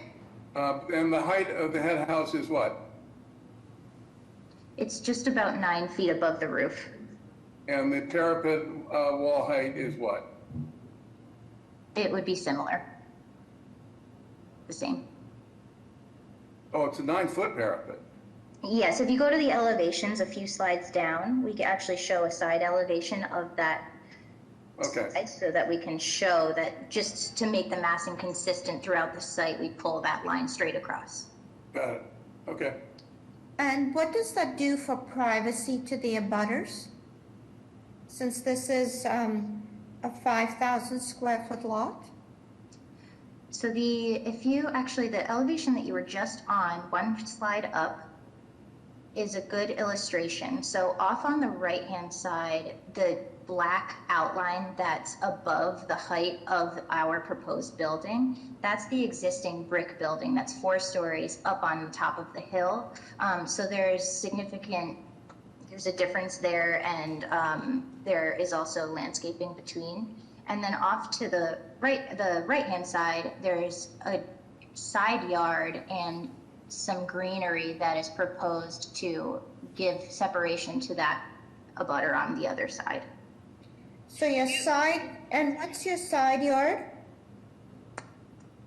In this view here, if we're looking on the right-hand side, it's 5 feet, and on the left-hand side, it's 4'8" to the balconies, and then the balconies are projecting 4 feet. Okay, and how about the privacy to the rear, to the rear abutter? The rear, we have a 12.3 foot setback in the rear, and currently Harrison may be able to go into a little bit more detail, but we have a landscape buffer proposed. Okay. Any other questions from the board? Yeah, one more question. If there were, to the architect, if there were not a head house, but a hatch instead, what height parapet wall would you have that would cover the mechanical units on the roof? About a 4-foot parapet would sufficiently screen the mechanical units. Okay, thank you. You're welcome. Okay. Is anybody here to speak in support of this proposal? Yes, good afternoon, Madam Chair, members of the board. George Twin with the Mayor's Office of Neighborhood Services. We hosted an abutters meeting for the applicant most recently on September 13th of this year, where we heard support and opposition. There were concerns regarding the removal of street parking, excessive density, and the building's design being different from the rest of the street. And over the last year, the applicant has made changes to the unit count, setbacks, and building height upon feedback from the community. So at this time, our office would like to go on record in support of the proposal with BPDA design review. Thank you. Madam Chair, members of the board, Dustin Gardner on behalf of City Councilor Andrea Campbell's office. We're actually going to remain neutral on this one because of the support and the opposition, but did want to note the changes that the developer made in response to the community. Okay. Madam Chair, Secretary here, we do have letters of support and opposition. I do have one raised hand. Rosemary, would you like to give testimony on this project? Yes, can you hear me? Yes, can you state your name and address for the record, please? Yes, Rosemary Barding, 14 Bailey Street, Dorchester, Mass. We're in a direct abutter. Our rear property meets this rear property. And Harrison Bonner of Wollaston Real Estate Investment, owner of 74 Burnt LL Street, is coming here for the 3rd time to request this extreme zoning variances to build a multi-unit building in a residential neighborhood that will encompass the entire lot. As per their plans, they have done no soil testing or engineering studies. Therefore, there is no determination as to the impact to our property and the other direct abutters if they are allowed to excavate the entire site as they are proposing. They plan to excavate an area to a depth of 20 to 30 feet from the level point of our backyard and the entire lot of 70 to 75 feet within, now they're saying 12 feet of our property. We know for a fact that there's rock ledge on our property and numerous others in the neighborhood. As has been, he has been given 2 deferrals. So I'm sorry, so your concern is? They're going to excavate 20 to 30 feet down from our property line. We're on the top of a hill, and they're going to excavate the other side of that hill. There's been no engineering studies, then there's no soil test. Thank you. Okay, thank you. I have no additional raised hands, Madam Chair. Okay, so given that information, may I have a motion, please? I'd like to make a motion for approval with BPDA design review with a proviso that the head house be eliminated and replaced by a hatch and the parapet wall be reduced to 4 feet in height in order to lower the elevation of the building. Okay, is there a second? I'll second that motion, Secretary. All those in favor? Aye. Aye. Any opposed? Motion carries. Thank you so The much. meeting, Afternoon. yes. Well, guys, happy Thanksgiving. See you in December. Thank you, Madam Chair. Thank you, everyone.